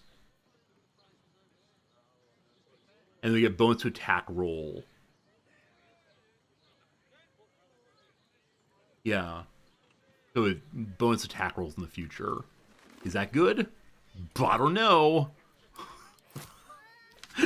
My standard response to every question in this game, is that good? I just don't know. What I do know, though, is I'm not going to afford this, unfortunately. Even with piling in basically all of the items. So I might... Oh. Mommy's ring. I don't know if we'll need to use that to show the son that his mom's actually dead. Yeah. I think the hard question for me, whether it's worth spending all of my money for a pair of gloves. I'm sure we'll have a lot more money later game, but for right now, we just don't have that much. So, you may keep your gloves, you may balance it out. I should probably buy something for Jaheira, actually. At least some better armor. If there's something here that's leathery. Half plate. Hide armor. That seems right. Yeah. Hide armor for Hira. What a nice job we've done. The purple might be worth looking at. The purple bow, unfortunately, is just bonuses against, Wait. Didn't this have bonuses against gnomes and such? Oh, there we go. Attacking gnomes or dwarves. Seems inappropriate there.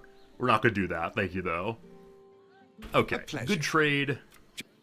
He appreciates that I buy things. Plus just borrowing them, we'll say. Jaheira, it is time to give you a poorly organized inventory. Some armor for you, and then a cloak for you. And once again, I forgot you don't actually need to do it that way. You just click here and trade it out. And so I guess Jaheira gets the spare cloak for right Work is now. never done. Looking good. And then a cloak. There we go. Fine. Alright. My friends, it is noon. I want to explore this place so very much. I want to go deep and see what we find inside the Harper's hideout. But, unfortunately, I do have a doctor's appointment today. So I got to go now. I gotta say thank you for hanging out with me. Thanks again for the raid, Sunrun. I hope I can catch your stream fairly soon from here. 108 hours in.